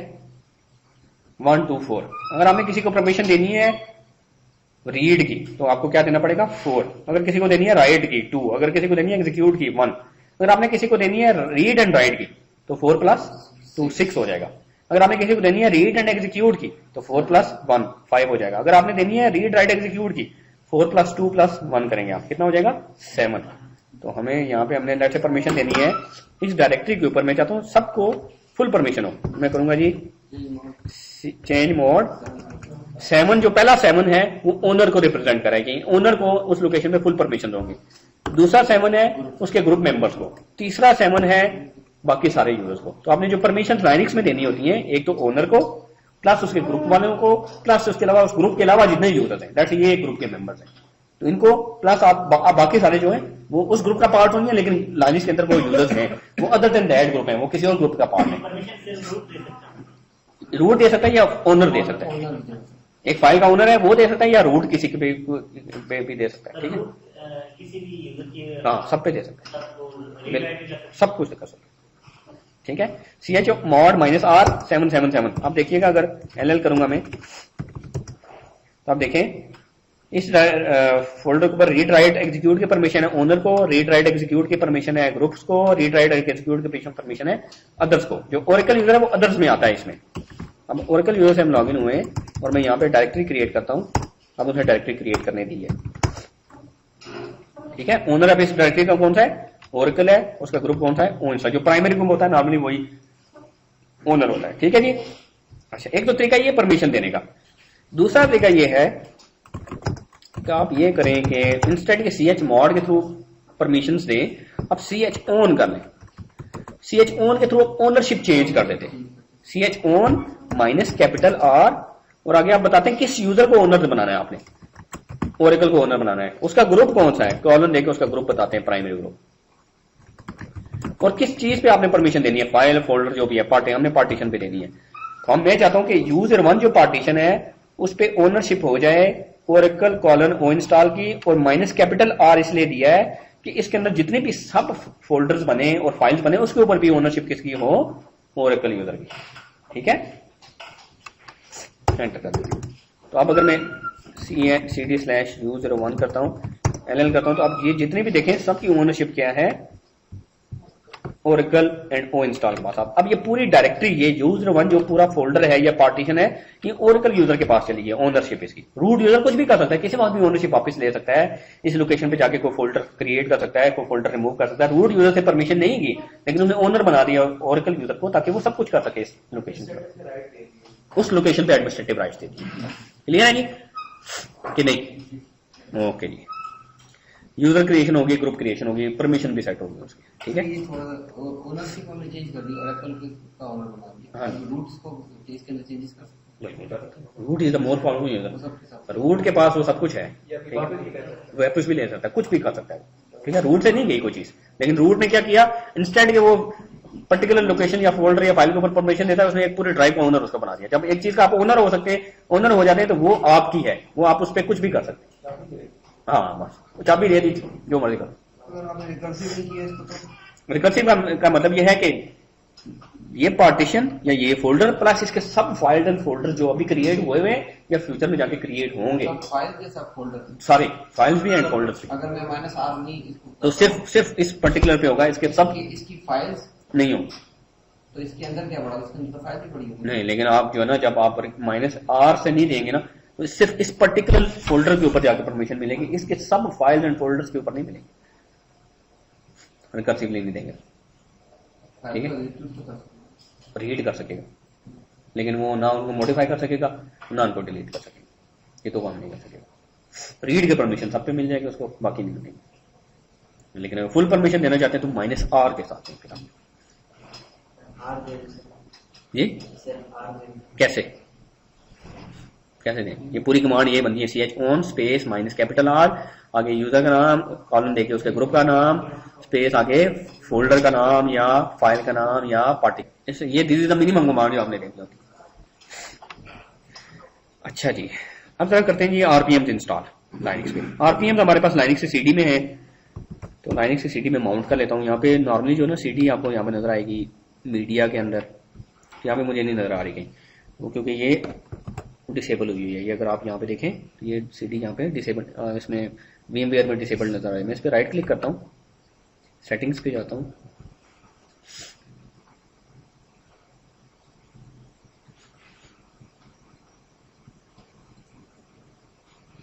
ओरेकल की सीडी के साथ आते हैं सारे आपके? जी लाइनक्स OS की सीडी के साथ। मेरे पास वो लाइनक्स का जो जिसे मैंने इंस्टॉल की थी वो उसने पाथ खुद ही उठाया हुआ है, वो इसको कनेक्टेड पे क्लिक कर देता हूँ, सिंपली ओके कर देता हूँ, या राइट क्लिक करके कनेक्ट कर लें। अब जैसे कनेक्टेड पे क्लिक करूंगा ना, यहाँ पे सीडी ये देखें माउंट हो गई है। या आप आपके पास अगर डीवीडी है तो वो डीवीडी इंसर्ट कर लें आप सीडी ड्राइव में, डीवीडी ड्राइव में। तो ये डीवीडी जो है इसमें एक फोल्डर होगा सर्वर के नाम से, ठीक है। आपकी जो ओएस की डीवीडी होगी, ओएस का मीडिया होगा जो, उसमें एक फोल्डर होगा लाइनिक्स यूनिक्स की, मैं लाइनिक्स की बात कर रहा हूँ। लाइनिक्स का जो ओएस का मीडिया होगा, चाहे वो रेड हैट एंटरप्राइज लाइनिक्स है, चाहे वो कोई भी लाइनिक्स की रिलीज है, चाहे वो ओरेकल एंटरप्राइज लाइनिक्स है, उसमें सर्वर के नाम से एक फोल्डर होगा, उसमें सारे आरपीएम्स पड़े होंगे। ये देखें, ये सारे आरपीएम्स पड़े होंगे। कोई आरपीएम अगर आपको चाहिए तो यहीं से राइट क्लिक करें और सॉफ्टवेयर इंस्टॉल के थ्रू इंस्टॉल कर लें, ठीक है। हम नॉर्मली क्या करते हैं, कमांड लाइन से करते हैं इंस्टॉल। हम करते हैं जी, टर्मिनल ओपन करते हैं, सीडी आपकी जो डीवीडी या सीडी माउंट होती है ना, जो ऑटोमेटिकली जाके वो माउंट होती है जी CD/मीडिया में, और स्लैश इसमें आपके, जैसे मेरे केस में RHEL 5.5। अब अगर आप सीडी मीडिया करके LL करें ना तो आपको दिखा देगा ये RHEL 5.5 i386DB के नाम से ये माउंट ऑटोमेटिकली होगी, ऑटोमेटिकली नॉर्मली माउंट हो जाती है, ठीक है। इसमें आप अगर चले जाएं LS करें, इसमें देखें सर्वर के नाम से फोल्डर है। लाइनिक्स यूनिक्स में याद रखिएगा फाइल्स एंड फोल्डर्स के नाम केस सेंसिटिव है, तो सर्वर का S कैपिटल है तो S कैपिटल के साथ देंगे, LL करते हैं। ये सारे आरपीएम्स पड़े हुए हैं, इनमें से कुछ आरपीएम्स आपने इंस्टॉल करने हैं, ठीक है। एक आरपीएम मैं आपको इंस्टॉल करके दिखा देता हूँ। एक आरपीएम फॉर एग्जांपल है जी आरपीएम इंस्टॉल करने है तो उसके लिए यूटिलिटी आरपीएम के नाम से RPM -IVH, सिंपली आई भी दे दो सफिशिएंट है, VH देंगे तो वो आपको प्रोग्रेस भी दिखाएगा कि आरपीएम कैसे इंस्टॉल हो रहा है।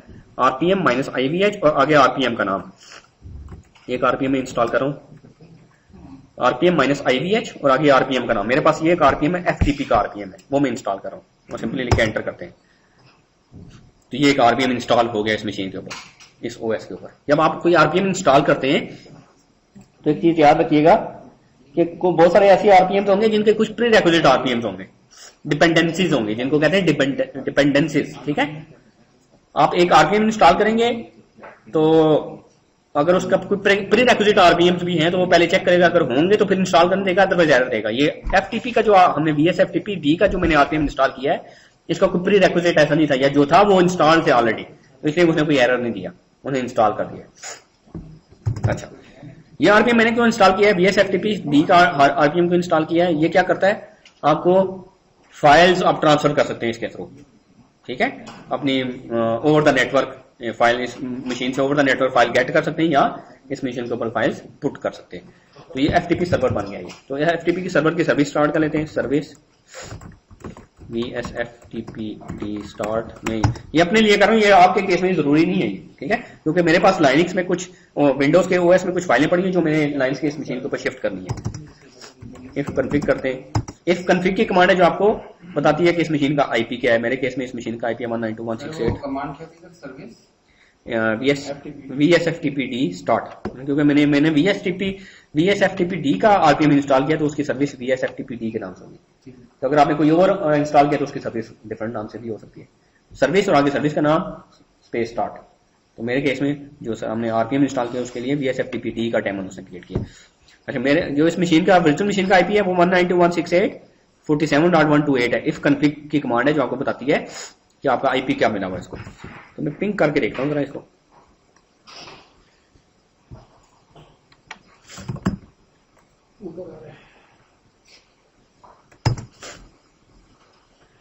वन 192.168.47.128 देखते हैं जी एक्सेस होती है कि नहीं। नहीं तो एक्सेस करनी पड़ेगी। ओवरफ्लो तो नहीं हो रहा।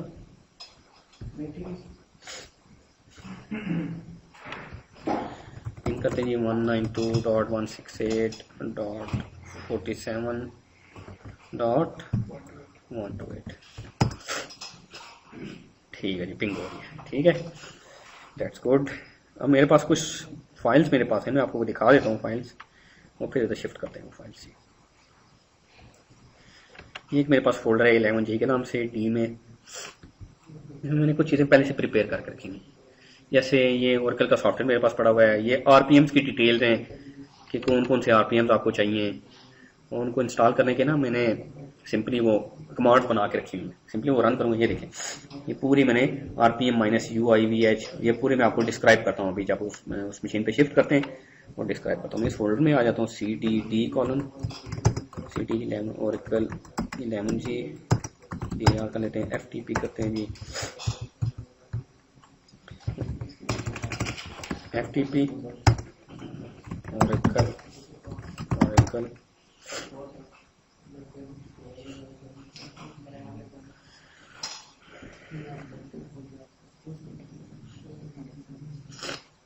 अच्छा जी, मैं यहाँ से फाइल उधर भेजता हूँ, पुट और आगे फाइल का नाम, मेरे पास ये एक फाइल है, मैं उधर सेंड करना चाह रहा हूँ।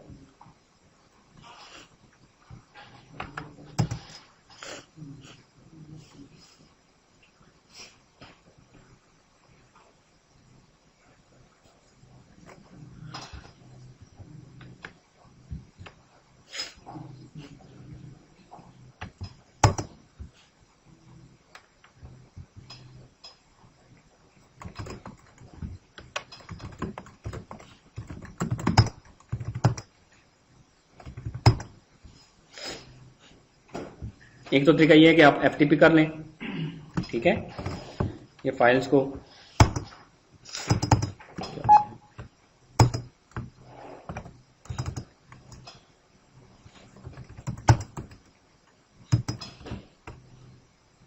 एक्चुअली मशीन बहुत स्लो हो गई है क्योंकि मेरी मशीन पे मेमोरी एक तो बहुत कम है, दूसरा वर्चुअल मशीन ये चल रही है और बहुत सारी और साइट्स ओपन हुई हैं, इस वजह से ना।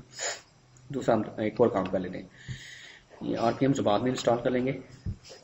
जब आप VMware इंस्टॉल करते हैं ना, तो VMware में एक आपके पास ऑप्शन आता है, अगर आप VMware के ऊपर ये क्लिक करें इसके सॉफ्टवेयर के ऊपर, तो यहाँ पे आपके पास होगा जी, VM में जाएं और यहाँ पे होगा इंस्टॉल VMware टूल्स। ये अगर इंस्टॉल कर लें तो बहुत से परफॉर्मेंस के इश्यूज बहुत सारे सॉल्व हो जाते हैं, ठीक है, ये और ये इंस्टॉल करना जरूरी है, वैसे ये इंस्टॉल कर लेना चाहिए।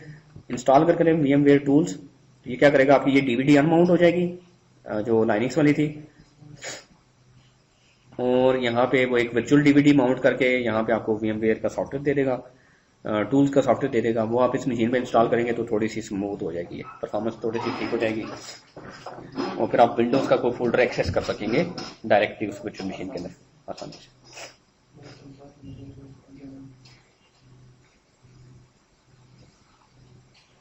मैं चाहता हूँ कि आज ये प्री रिक्विजिट सारे हो जाएं ताकि नेक्स्ट क्लास में आए तो हम सिंपली इंस्टॉलर चलाएं और इंस्टॉलेशन हो जाए। तो आपके 2 चैप्टर्स इससे कवर हो जाएंगे, एक चैप्टर 2nd एंड 3rd, ये 2 चैप्टर्स आपके इस इंस्टॉलेशन से कवर हो जाएंगे।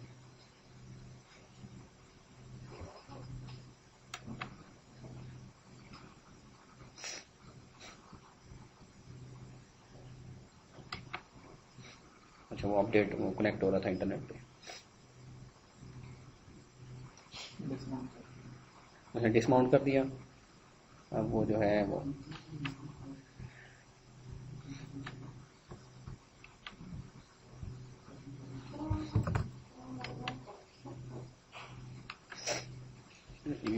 माउंट भी किया उसने।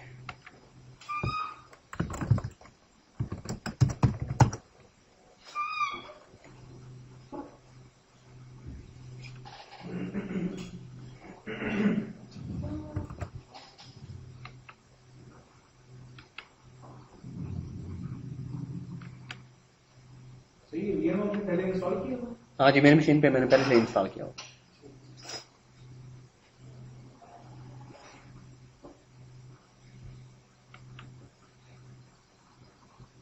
ये प्रोजेक्टर ब्लर है, मेरी आंखें खराब हो गई। मेरा ब्लर है थोड़ा ब्लर है सा, आज। हाँ ये ब्लर है।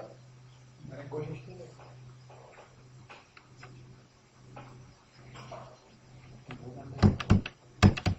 मुझे काफी टाइम साथ ही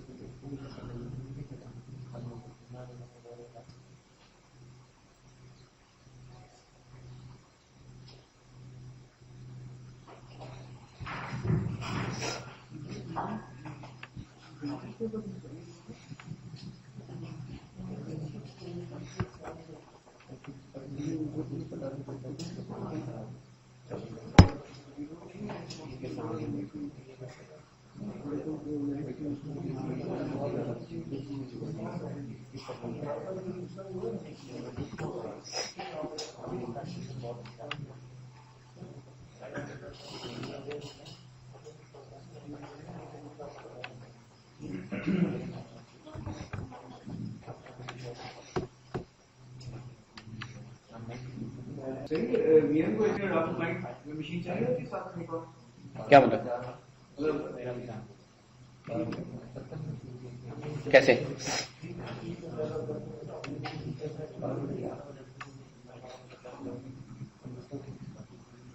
एक्चुअली सॉफ्टवेयर अपडेट पे चला जाता है, उसको मैं ज़रा डिसेबल कर लूँ।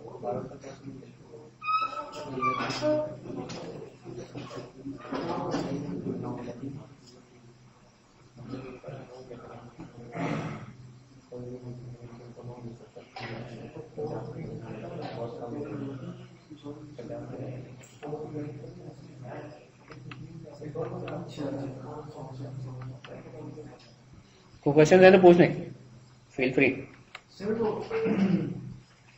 सवाल इस तरह से था कि वो कि अगर तो अभी ओएस लेवल तक आप पहुंचे, इंस्टॉल ही नहीं किया ना, फिर ऑपरेटिंग सिस्टम इंस्टॉल ही नहीं किया, उससे पहले आप वर्चुअल मशीन बना लेते हैं, मतलब एक कोर ऑपरेटिंग सिस्टम आपकी है ही कोई नहीं।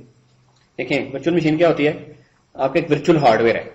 देखिए आपके पास फिजिकल मशीन नहीं है, ठीक है, एक आपके पास विंडोज की मशीन चल रही है, उस पर सफिशिएंट सीपीयू है, सफिशिएंट मेमोरी है, आप उस विंडोज की मशीन के अंदर एक और वर्चुअल ऑपरेटिंग सिस्टम रन करना चाहते हैं। एक तो तरीका ये ना कि विंडोज खत्म करें, उसके ऊपर लाइनक्स करना है, या विंडोज भी रखें लाइनक्स भी रखें, बूट करते वक्त दोनों ऑप्शन देगा, विंडोज में जाना है या लाइनक्स में जाना है। लेकिन वर्चुअलाइजेशन में क्या होता है, आजकल ये तो प्रोडक्शन में यूज हो रही है, आप एक सर्वर बनाते हैं जिसमें आप कोई भी ओएस इंस्टॉल कर लेते हैं, उस ओएस के अंदर फिर आप मल्टीपल ओएस इंस्टॉल कर लेते हैं। जोन्स का कॉन्सेप्ट। हाँ जी, वर्चुअलाइजेशन। कि जो प्राइमरी ऑपरेटिंग सिस्टम जो पहले है ना, हाँ जी, जिसके ऊपर आप वर्चुअल मशीन इंस्टॉल कर रहे हैं, हाँ जी, क्या आप वो कोर ऑपरेटिंग सिस्टम ना रखें, क्योंकि वो अपने रिसोर्सेज ले रहे हैं। हाँ है बहुत सारे, जैसे भी तो आप डायरेक्ट इसमें लेके हाँ बहुत सारे हैं। प्रोडक्शन में चल रहा है, उसमें कोर ऑपरेटिंग सिस्टम नहीं है। ESX के नाम से है आपके पास ना VMware का ESX सर्वर, वो कर लें तो वो उसको एक्सेस करने के लिए फिर आपको एक क्लाइंट चाहिए होता है। Yes yes yes, right right.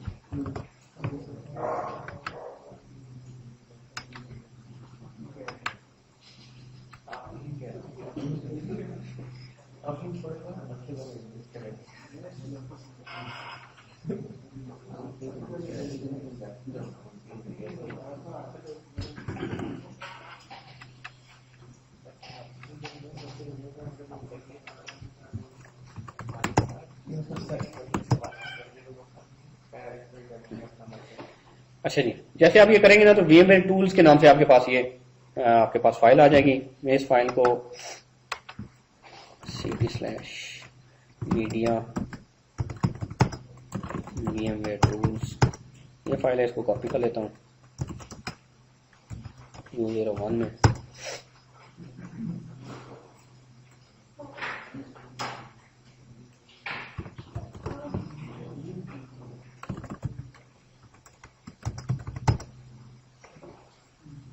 हमसे कॉपी हो जाए तो उसको एक्सट्रैक्ट करता हूँ और ये VMware टूल्स इंस्टॉल कर लेते हैं। कॉपी हो गई है, मैं करता हूँ ये tar-xvf, tar की यूटिलिटी बाय डिफॉल्ट अवेलेबल होती है लाइनक्स में, तो ये क्या करेगा, इसको अनजिप कर देगी।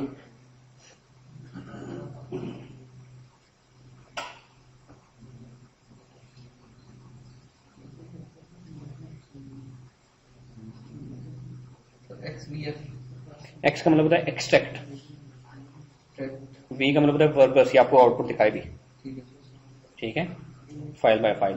और टार -cvf एक होता है, सी का मतलब होता है क्रिएट। एक टार के थ्रू, टार की यूटिलिटी के थ्रू आप एक फाइल को अनकम्प्रेस भी कर सकते हैं, कंप्रेस भी कर सकते हैं।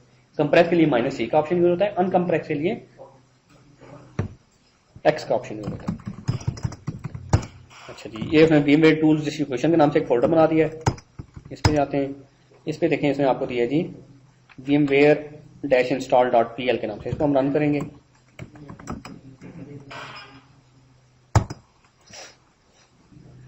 तो आपकी जो VMware का टूल है, टूल्स है, उसकी इंस्टॉलेशन स्टार्ट हो जाएगी। वो आपसे पूछा है डायरेक्टरी कहाँ पे रखे, इसकी एग्जीक्यूटेबल्स हम कहते हैं जी डिफॉल्ट डायरेक्टरी में, और इसके जो सर्विसेज स्टार्टअप के स्क्रिप्ट्स हैं वो init.d के अंदर rc.d में रखे, init.d में इसके स्क्रिप्ट्स रखे जो ऑटोमेटिकली स्टार्ट होंगे। एग्जीक्यूटेबल्स इसके SBIN में रखे, USR में। जो सॉफ्टवेयर लोकेशन है वो आपकी यूएसआर लिब के अंदर VMware टूल्स के नाम से यस करते हैं इसको जी, कि वो कोई डायरेक्टरीज अगर चाहिए तो वो खुद क्रिएट कर ले। कोशिश यही है कि डिफॉल्ट को यूज करता है। बिल्कुल बिल्कुल। अदरवाइज ना वो अगर आपने डिफरेंट पाथ पे सेट कर दी ना तो फिर इसके पाथ इन्वायरमेंट वेरिएबल में सेट करने पड़ेंगे। हमने सारी चीजें डिफॉल्ट जाने लेनी है।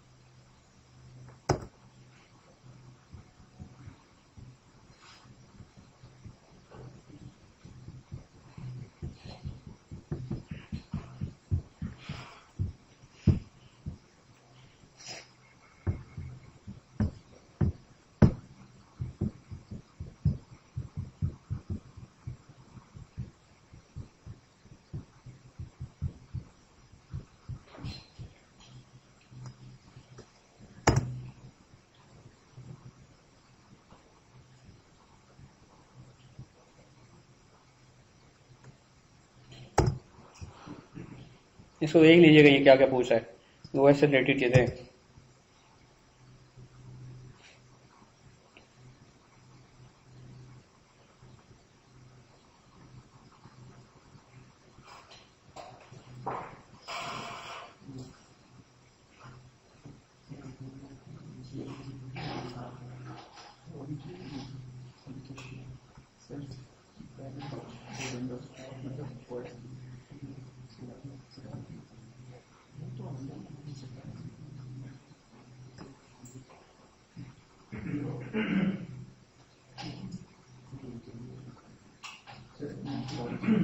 ये आपने इस पे जो सीडी के ऊपर आपके पास ये इसके टूल्स हैं? नहीं नहीं VM के उसके अंदर ही है, मैं आपको बता देता हूँ। ये जो VM का सॉफ्टवेयर है ना, अब अगर आप इस वर्चुअल मशीन से बाहर आ जाएंगे तो ये VM का सॉफ्टवेयर आपके पास, ये पूरा ये मेरे पास VM का सॉफ्टवेयर ओपन हुआ होगा। इसमें VM के मेन्यू पे क्लिक करेंगे और यहाँ पे आपके पास ऑप्शन आएगा इंस्टॉल VMware टूल्स, तो ऑटोमेटिकली CD माउंट कर देगा। ठीक है जी, इंस्टॉलेशन कंप्लीट हो गया है। अब ये इंस्टॉलेशन मैंने की क्यों है, बहुत सारे रीजन के लिए। एक तो ये मशीन आपकी ओवर द नेटवर्क एक्सेसिबल हो जाएगी। ठीक है, अगर आपका ये सिस्टम मेरा नोटबुक अगर नेटवर्क के साथ कनेक्टेड है तो ओवर द नेटवर्क कोई और मशीन मेरी इस वर्चुअल मशीन को एक्सेस कर सकती है। ठीक है, कनेक्ट हो सकेंगे इसके साथ। और दूसरा ये है कि मैं इस वर्चुअल मशीन के अंदर अपने जो होस्ट ऑपरेटिंग सिस्टम है, जो कि मेरी इस नोटबुक के ऊपर विंडोज 7 है, उसकी कोई फाइल या फोल्डर आसानी से एक्सेस कर सकता हूँ, कॉपी कर सकता हूँ, बहुत सारे काम कर सकता हूँ। तो वो फाइल एंड फोल्डर हम एक्सेस करते हैं यहाँ पे।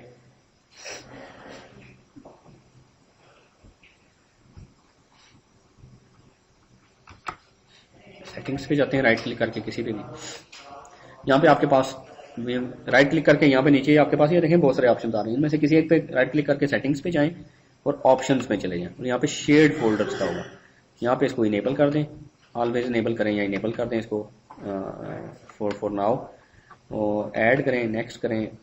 मेरी मशीन पे D पे एक फोल्डर है 11G के नाम से,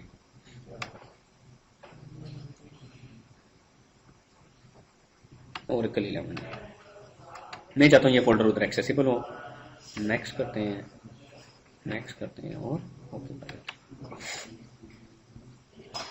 ठीक है, आपका फोल्डर एक्सेसिबल हो जाएगा लाइनक्स में MNT के अंदर। एक माउंट पॉइंट है MNT के अंदर, उसमें एक्सेसिबल हो जाएगा। HGFS के नाम से फोल्डर बनेगा, और उसमें वो पूरा फोल्डर जैसे Oracle 11G का फोल्डर मेरा OS का, ये मेरा पूरा फोल्डर यहाँ पे एक्सेसिबल हो गया। अब इसमें से जो फाइलें मुझे चाहिए मैं आराम से कॉपी कर लूँ इधर।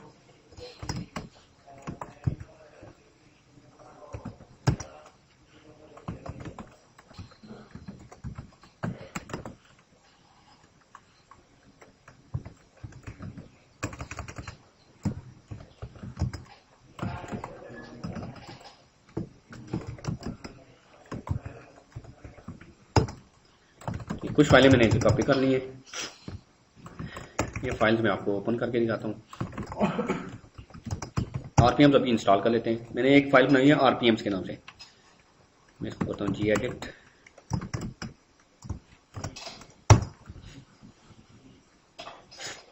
ये फाइल ओपन हो गया पूरा से। इस फाइल में मैंने बताया जी RPMs आपके कहाँ पे पड़े होंगे। तो ये मैंने कमांड्स बना के रखी होंगे RPMs के नाम। ये RPMs हैं जो कि आपने इंस्टॉल करने हैं। एक तो तरीका ये था कि सारे आरपीएम के आपको नाम देता, तो आप 1 बाय 1 आरपीएम माइनस IVH देके आगे आरपीएम का नाम देते वो इंस्टॉल करता। मैंने ये कमांड पूरी बना के रख ली हुई है। यू का मतलब होता है अगर ऑलरेडी इंस्टॉल्ड आरपीएम है तो वो अपडेट करे, बी का मतलब होता है वर्कप्लेस मोड में, आई का मतलब होता है अगर नहीं इंस्टॉल्ड तो नया इंस्टॉल करें, एच का मतलब होता है वो हाइफन्स में आपको प्रोग्रेस दिखाएगा इंस्टॉल हो रहा है कि नहीं हो रहा। डबल डैश नो डेप्स का मतलब है कि अगर कोई किसी आरपीएम की कोई प्री रेक्विजिट आरपीएम है जो डिपेंडेंसीज हैं उनको चेक ना करे। और डबल डैश फोर्स का मतलब है फोर्सफुली इंस्टॉल कर दे। कई दफा आरपीएम होते हैं इंस्टॉल हो जाते हैं लेकिन करप्ट हो जाते हैं इंस्टॉलेशन के दौरान, फोर्सफुली दोबारा से इंस्टॉल कर देते हैं। तो मैं सिंपली ये क्या करूंगा, ये सारे आरपीएम की जितनी कमांड है ना वो मैं कॉपी कर लूंगा।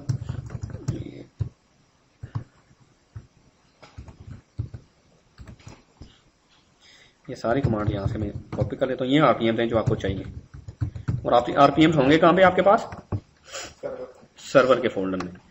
तो मैं दोबारा से डीवीडी माउंट कर लेता हूँ सर्वर के फोल्डर के ऊपर ताकि मुझे आरपीएम्स मिल जाएं। सेटिंग्स में जाते हैं जी, यहाँ पे हमारे पास वो है जी सर्वर, और कनेक्ट ऑन पावर ऑन भी करते हैं जी, ओके कर देते हैं, यस कर देते हैं।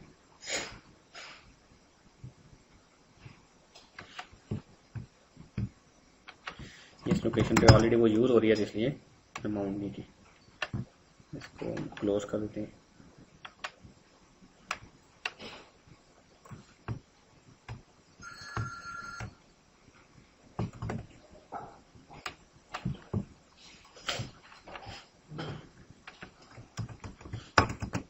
माउंट कर देते हैं यू माउंट स्लैश मीडिया,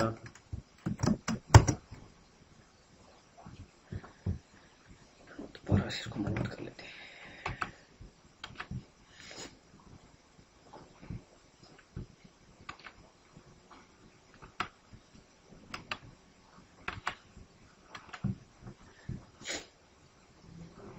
हाँ जी, पॉइंट ठीक है। में आते हैं, ठीक है।